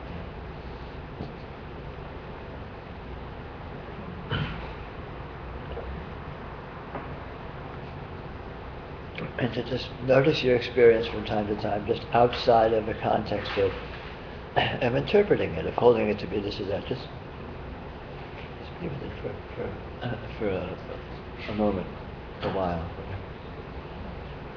Until. Sometimes for me it's like looking at something and all of a sudden it opens up, just aware everything, Sure. all the senses. Yeah. Well, thought is included, but the thought is so mysterious. Yeah, that's how experience is. Experience includes all of experience. Experience doesn't have parts. Experience is this whole now. Right? And when you are with your experience nakedly, this is obvious, and you are with this totality, this vastness.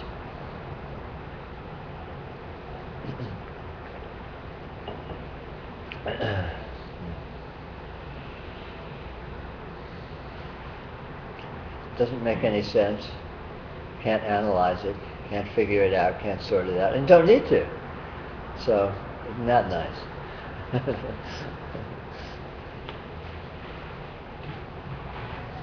It is really nice. It's really, really nice. Yeah. That there's nothing to sort out. Yeah. It's What a like- load off. It's an incredible relief that there's nothing to sort out. Yeah. It's We torment ourselves all our lives with our spin doctrine, yeah. and it's all for nothing. It's just a waste of time. It's just a lot of effort for it achieves absolutely nothing. Except for a little bit of torture and yeah. Well, yeah. Hurts so good. Yeah. Yeah.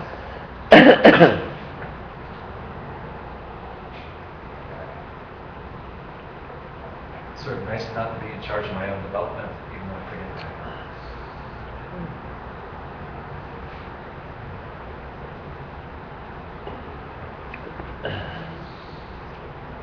And spiritual development, spiritual unfolding isn't particularly important in itself. It's relevant when you find yourself in a phase of your being where it is relevant, and if you find yourself in that situation, then that's great. Then it's meaningful to you. But it's not that it's not even important in itself at all. For someone who's not in that phase, that's absolutely fine. It's like children. It's not important for children to be like adults. Children be like children, But when it's time to grow up and become an adult, then it becomes relevant, becomes important to be like that. And so those of us that find ourselves in a situation where these kinds of interests and all that become relevant, then all of a sudden it's relevant. But it's not intrinsically important. Yeah. It's not important in a totalitarian sort of way where everyone has to wake up, everyone has to find reality. Everyone has found reality. Everyone finds reality in their own mode according to their level of maturity. And as that maturity spontaneously develops, they will spontaneously develop interest in other modes and new ways of approaching this. And that's all as it should be. And it does itself, so it's all good. It's all as it should be. Everybody's fine where they are. Oh, sure.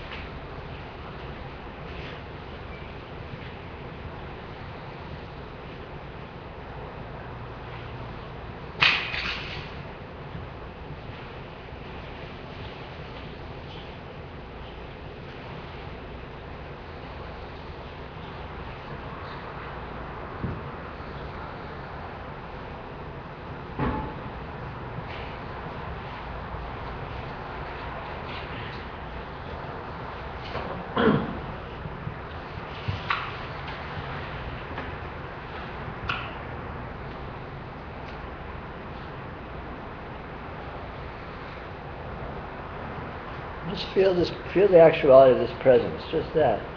Just feeling this presence. It's so simple and obvious, but it's so profoundly powerful.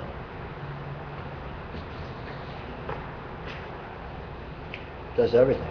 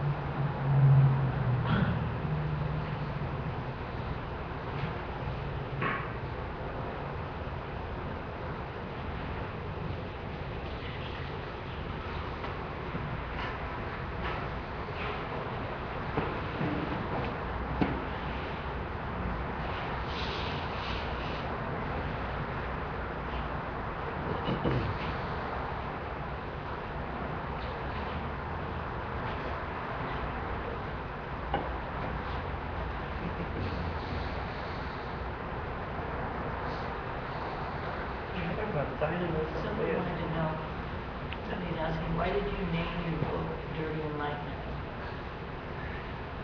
It's a genuine question. Of course. Could you please say it louder? Why did he name his book Dirty Enlightenment? And on that note. Seemed like a good idea at the time.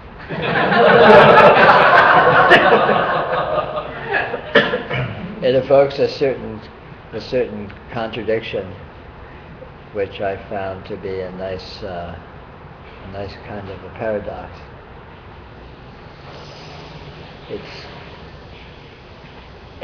It can be said to be traditional and very easy to think of realization or enlightenment as somehow purifying something or eliminating something or rising above something or achieving some state of purity. And in actuality, that's not the case. And I wanted to emphasize that. In the sloppiness, in the messy nature of events and circumstances, in the chaos of our personalities and our emotions and all of that, what that actually consists of is the very nature of what is discovered in realization. And so I wanted to point out that realization is not a matter of finding some cleanliness, some perfection, some untainted holiness. On the contrary, it's discovering what everything intrinsically is on its most fundamental level. Nothing can be dirty, per se. Nothing can be a problem. Nothing can be unspiritual or in any way an impediment to the full completeness of reality.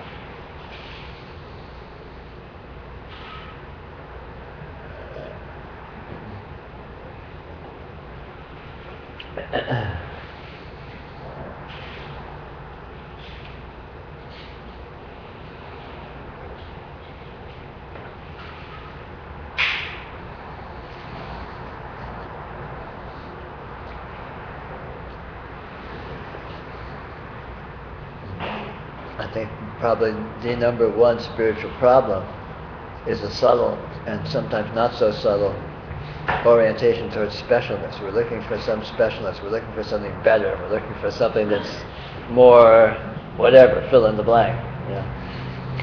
And correspondingly trying to get away from and avoid and suppress and somehow transcend things which are less special or less pure or less whatever. And that very dichotomy, that very polarity, is the way we torment ourselves and the way we keep ourselves from relaxing into fullness, from enjoying the fullness that reality inherently is. Because when we insist on specialness, then anything that presents itself which is somehow less than that, it's a problem, and what are you going to do?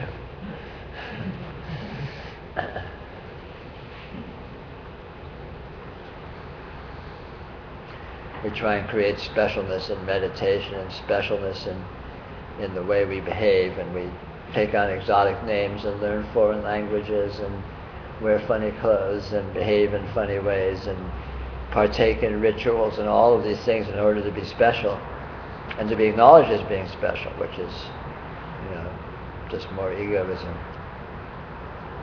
And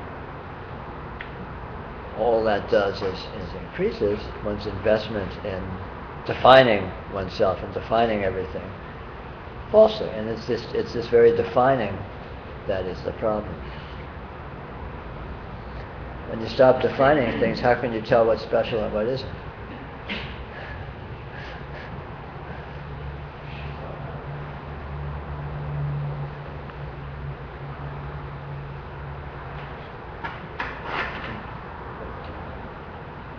Love the absolute democracy, and it's this level playing field, Yeah.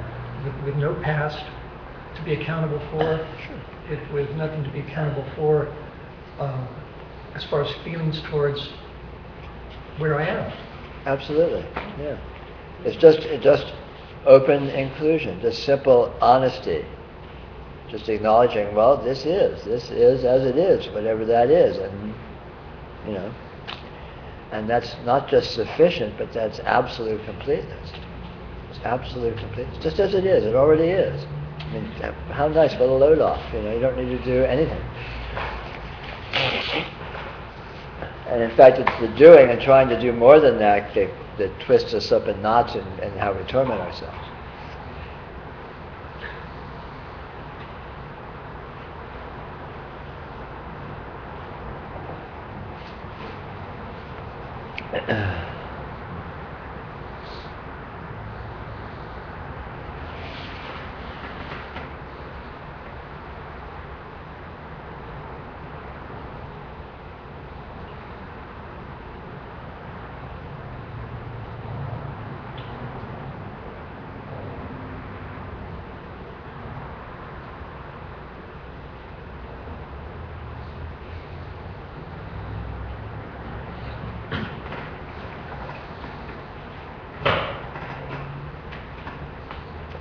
Time we'll set ourselves up so I'm sitting over there by the window so you all have something more interesting to look at than this.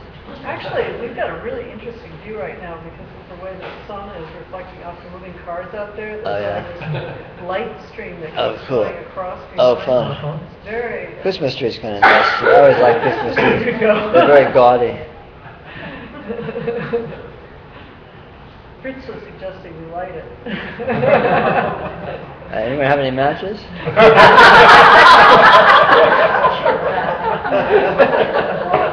Very dry. Yes, it's going really fast.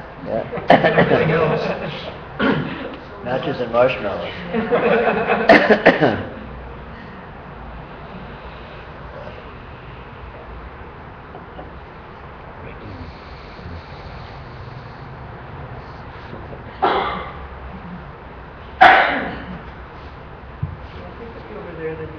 Backlit.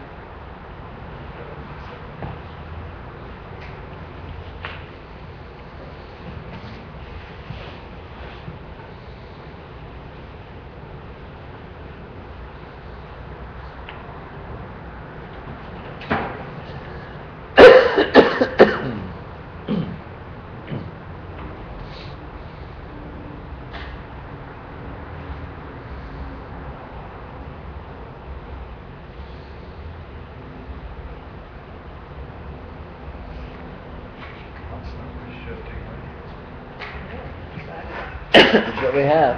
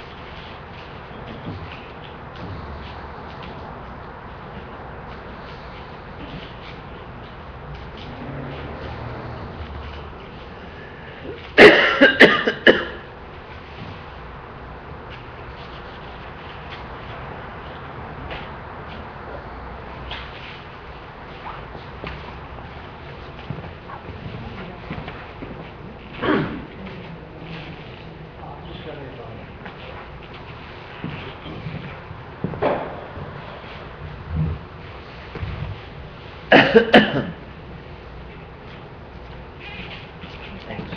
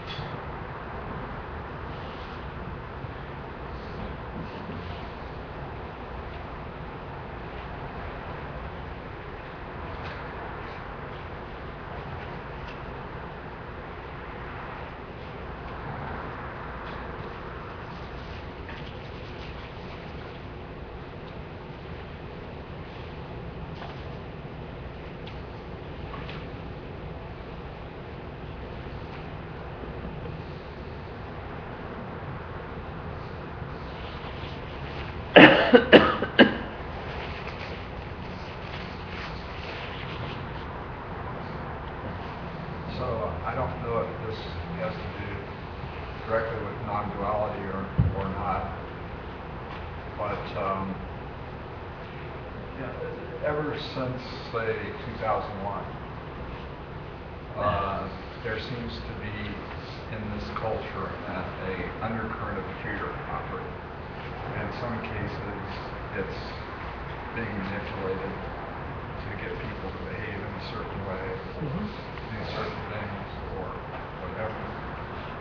But I find it hooks into something here that can be, that does become problematic. And my quandary is sort of what to do about that in my case. I can't fix anything out here. So what are the symptoms of that for you? Just getting sucked into the emotion of it. In what way specifically, or what's it look like? A lot of mental maneuvering to figure out how to navigate the situation, always, looking for potential danger, I guess you could say. It's not about, it's kind of a general background feeling of, look out. Right, okay.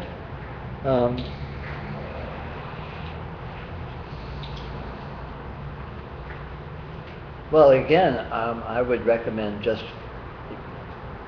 go to your naked experience from time to time, because when you just feel being isn't afraid of anything. Being doesn't need something to happen or not happen. Being doesn't need to be safe or to be not safe.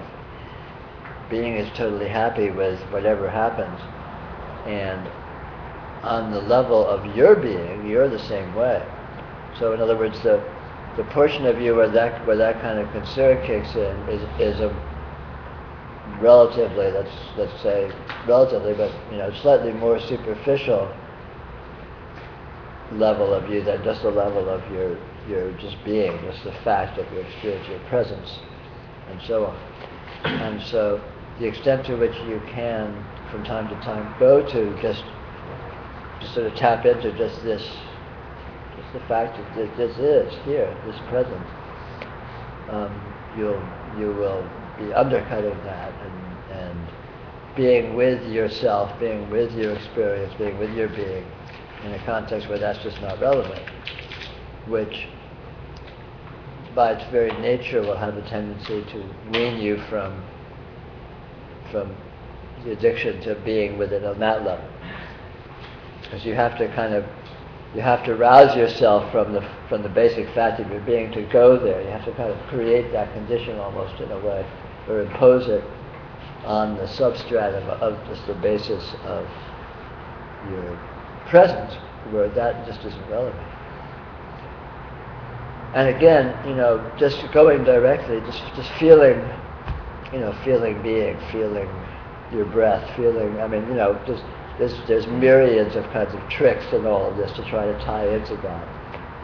But to just, relax into your experience, not trying to heavy-handedly create that as a mode or stay there or anything, but just from time to time just tapping into that, and you should be able to find yourself in a very direct mode where those kinds of concerns just aren't relevant. Are you going to die? Sure. Are you going to suffer pain? Most probably. Is it going to be disease or terrorist attacks or oppressive government? Who knows? But that's a given. And on the level of being, that fact that it's a given kind of makes it already done. It's already okay. It's already going to happen. It's already in the cards. So why sweat it? And then strategically, the details of living your life efficiently and intelligently, and avoiding obvious problems is just efficient living, let's say.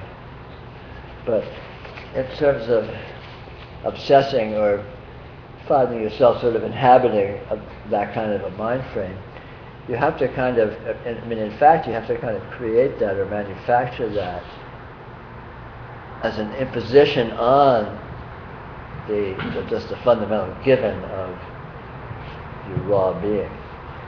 And so the extent to which you can go to your raw being, your direct being from time to time, you'll be undercutting that and inhabiting your own self in a context where those concerns just won't be there.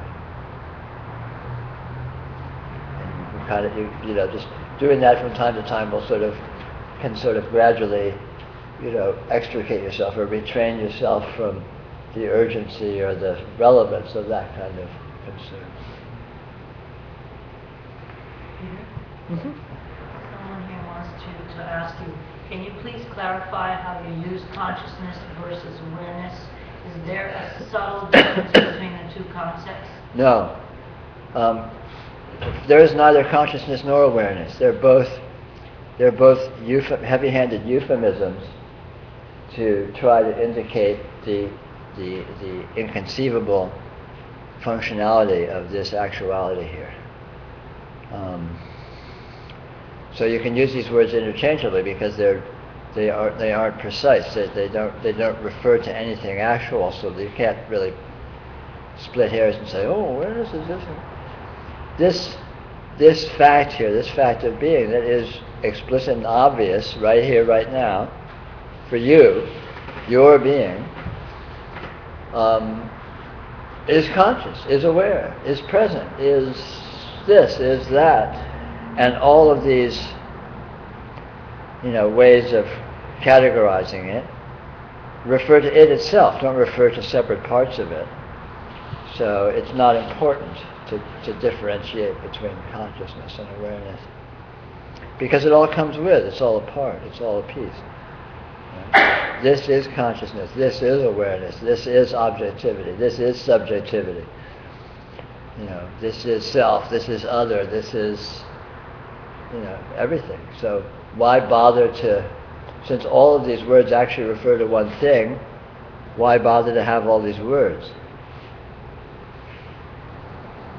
The simplest way to put it is this is transcendentally, unanalyzably powerful. And these powers that it has shows up as what we call consciousness or intelligence or awareness or functionality or, anything. But these words that seem to be so different don't actually refer to different things. They refer to the same thing. The nature of this actuality, not just mechanical, it's profoundly meaningful. There can be these profound meaningfulnesses and profound developments and unfoldings within this play of events. So destiny becomes meaningful because destiny implies a certain profundity. Destiny implies not just a mechanical condition of something being done. It includes the notion of a meaningfulness or a goal, or not necessarily a goal orientation, but the embodiment of purpose, the embodiment of meaning. And certainly this is the case. All purpose and all meaningfulness is inherent in this and is being done by this. But this is doing itself. So everything, all phenomena, all apparent chains of events and all that are themselves the very display of this autonomous, spontaneous event. So destiny is just an illusion to that, a rather inaccurate illusion.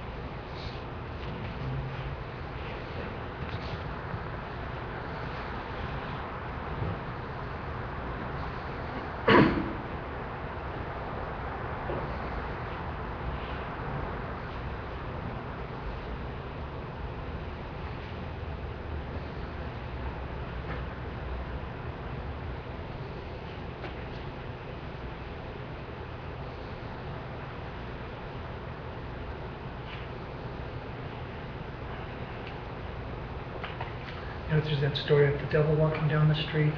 The minion turns to him and says, that man has just discovered the truth. And the devil says, so I see. And the minion says, aren't you concerned? And then the devil says, no, I'm just going to go over there and help him organize it. And I was wondering if that's like an ongoing process of trying to make sense of things. Sure.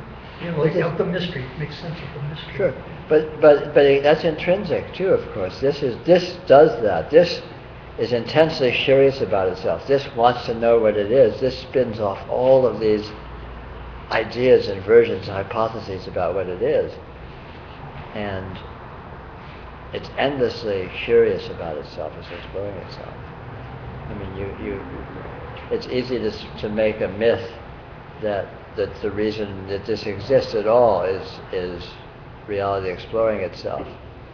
And so it shows up as our experience, as your experience, as a vehicle for that exploration.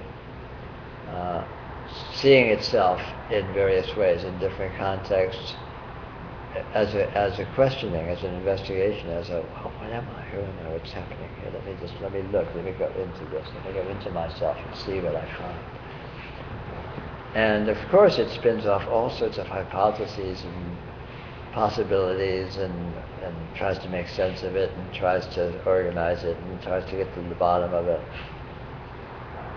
Yeah, but and as it matures, it starts getting to the bottom of it, but it lets go of trying to do that through these heavy-handed modes, or let's say overly simplistic modes of trying to analyze it or trying to conceptualize it or trying to collapse it down into theories or formulas or such, because it begins to get a more mature understanding of what it is intrinsically, and it has to be with itself in its own terms. It has to be with itself loosely and multidimensionally, rather than being with itself analytically and hypothetically, let's say.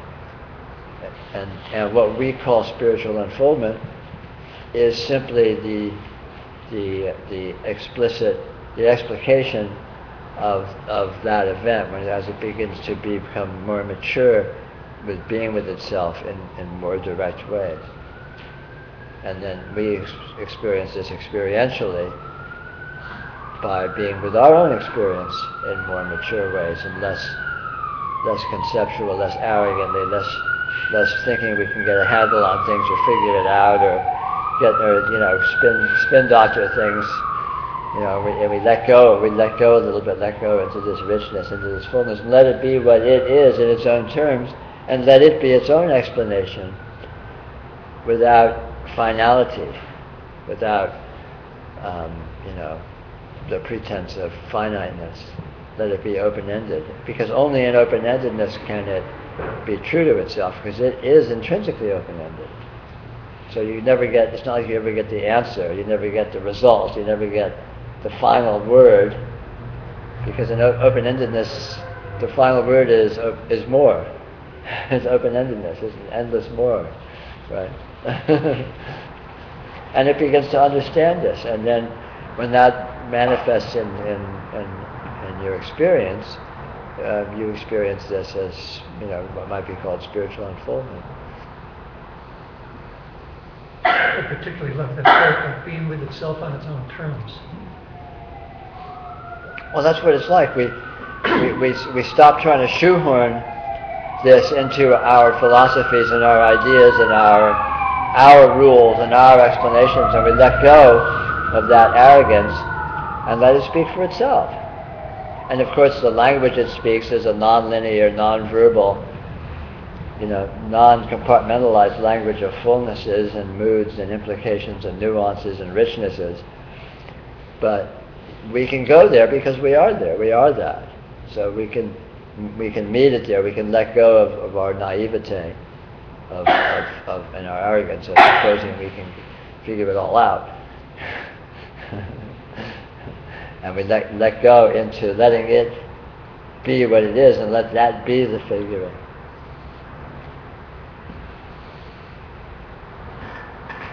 Which is why unfoldment is often characterized as a surrender or a letting go or that sort of a thing. Because it is that. It's a letting go of our arrogance. I mean, it's not a malicious arrogance, it's just it's a naive arrogance where we naively think we can get a handle on this. Yeah, that's going to happen.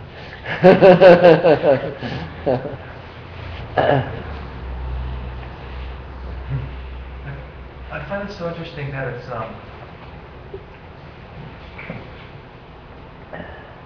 these Saturdays are it's like a rich diet, like eating really rich food and just continue to do that all day long.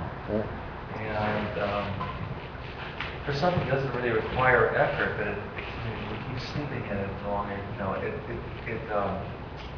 I find it curious that it's that the shutting down takes more effort than the opening, just being open, and yet this could be like this is a fry. I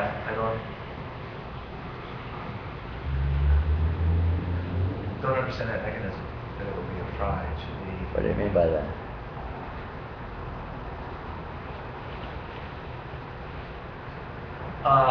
Just by way of analogy, I mean, I take voice lessons to my kid, and when you start singing open, or just like Right. it's natural, it actually is exhausting, and your voice gets tired. I see what you mean, right. Yeah. So you're saying you get toasted, you get exhausted, Yeah. overloaded. Yeah. But again, you get acclimated to it, and there's no need to push it. You know, that's why I say just go to it easily, go to it gently. You know, and don't force it. When you start to drift away, when it starts to be comfortable to be within another mode, just let that happen. And as you become acclimatized, again, this maybe over a long period of time or whatever, as you become acclimatized, you find again that you're more and more comfortable with it in its own terms, and also you become more and more aware that it is subliminally here, even without you going to it. It becomes more a part of your sense of this, your awareness of yourself, without you needing to actually sort of let go into it whole hog kind of thing, and you kind of find a comfort zone. But it grows, and you relax into it, and you get more and more comfortable with it. I don't feel like I'm sitting here efforting at all. But Yeah, at the right. same time, it's like I guess because. Well, I think the overload to getting toasted is not because of effort, so much as because of I call it an unfamiliarity. The habitual modes are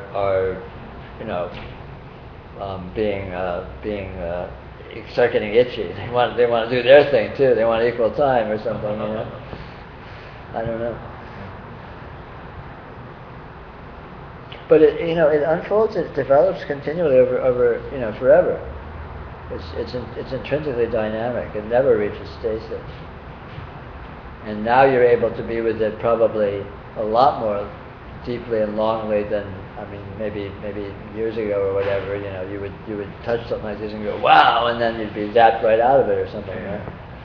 And now you can relax into it for a longer period of time and be with it very deeply in its own term, and that's no reason that trend wouldn't continue.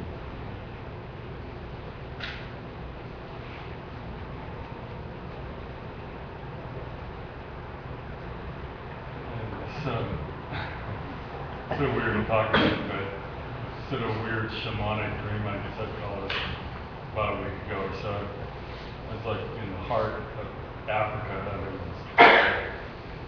with like spears, loincloths, and I was feeling I don't belong here, they know I don't belong here.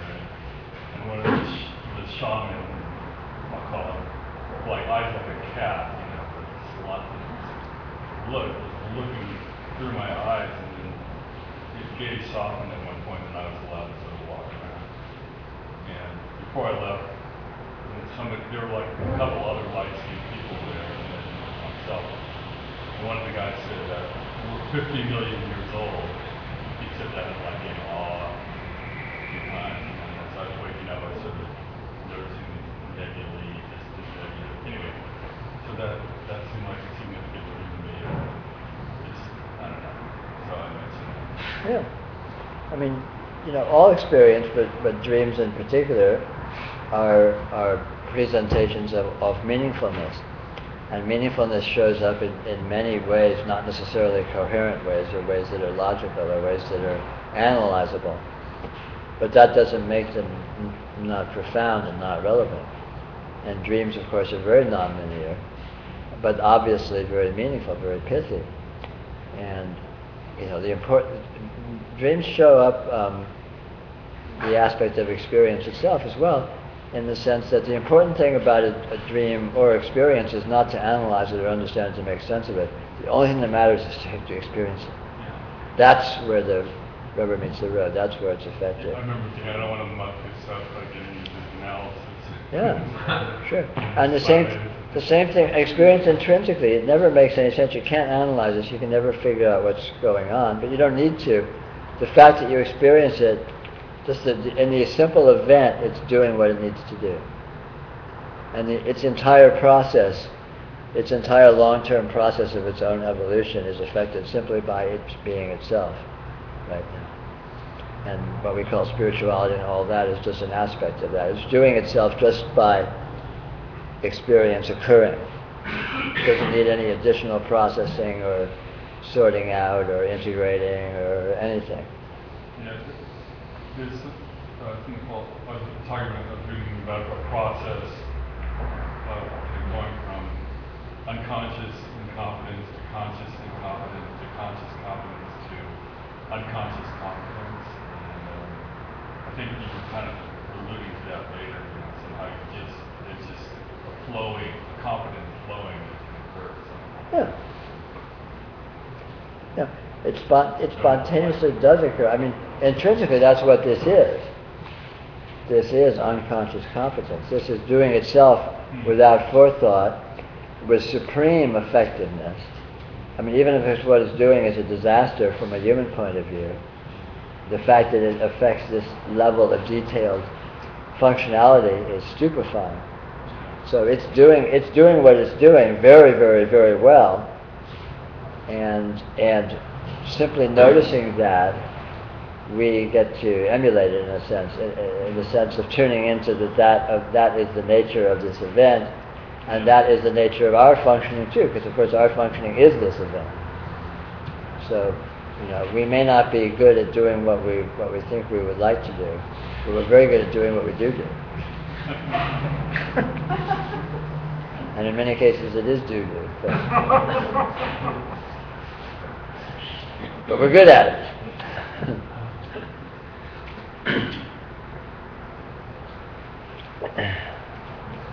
I'm going to need to knock off in about 10 minutes. So anything we haven't talked about that has been lurking in your mind, feel free to bring it up. And otherwise, just feel this presence, and notice how it does itself. You don't need to do anything. You don't even need to feel it. It's just here. Ain't going anywhere.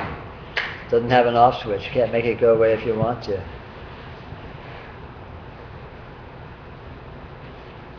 But it is supremely powerful. It does everything. It completely transforms you on an ongoing basis forever.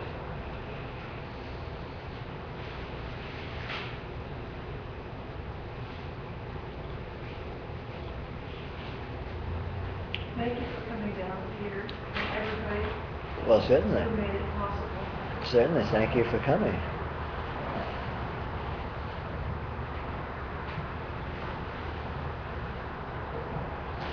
I have an announcement. I've lost a pair of prescription lenses from my car to this room, and I think they fell out of my purse. So I thought, just as you're going downstairs, just Glasses? what kind of container are they? They weren't in a container. I threw them in my purse. You were wearing them? No, I had sunglasses. They were in contact lenses? They're prescription glasses. They were, yeah. I had shown house good vision, so I thought, well, maybe they're here and I just don't see them. Well, we'll keep our eye out, loiter around out there, and if anyone finds them, hopefully they'll find you. Judith, he looked in the car, Yeah. looked everywhere. Well, hopefully someone will stumble upon them. Not you. Yeah. But just before they put their foot down.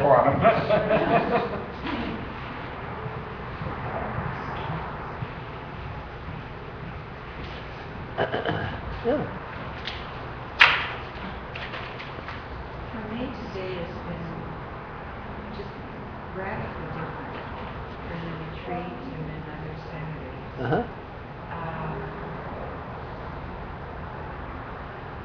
So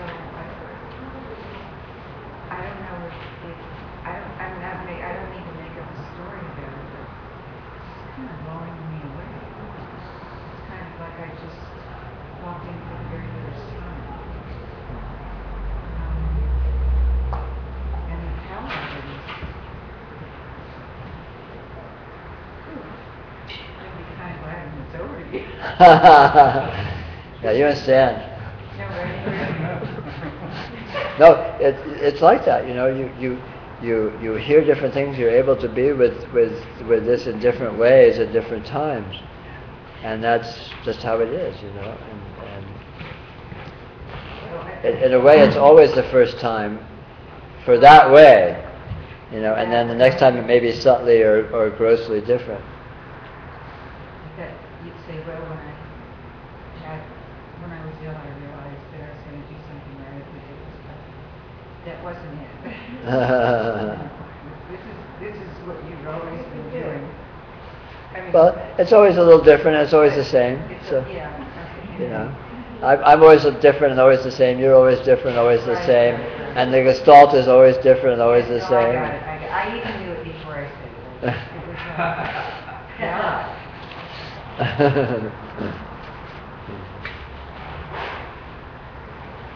Sometimes I would have some internal communication, have a question arises, or think that the practice needs to go a certain way, or blah, blah, blah. But it's always transcending itself. So it's like, it doesn't really matter. It's constantly changing. Maybe in this moment, I felt like, okay, this might be a question to ask. But then next moment, it's completely gone. Yeah. And then the energy is always changing on its own. Yeah. And the process is going on its own, is beneath the surface. Exactly so. The constantly changing energy is the process, and it's already always happening. Yeah. So again, you know, just when you notice this, when you tune into this, when you notice the presence and all these kinds of things, you're not doing anything. You're just enabling yourself to appreciate what is already being done intrinsically. And you don't add to it or of course subtract from it, but being able to appreciate it, you get to enjoy it a little more maybe. You get to, you know, instead of beating yourself up for whatever you're beating yourself up for, you get to notice, wow, you know, there's this amazing event going on here that's doing something astounding, and it's me, and wow, isn't that incredible? You know? It's juicy, it's vibrant, it's vital, it's full, it's nourishing, you know, it's just fascinating, entertaining. I can see myself constantly assessing where am I, you know, what's the next step, and other people they're getting advanced, and I'm still blah blah blah. And that's, you know, I really think about those things. Sure. And now I can see that just a thought. Right. Actually, you can't assess anything. It's just No way. just impossible, because this thing is unaccessible. It's empty, you know. I don't know how to say it, but Yeah. Well, everything I think is true. Except for what you're thinking.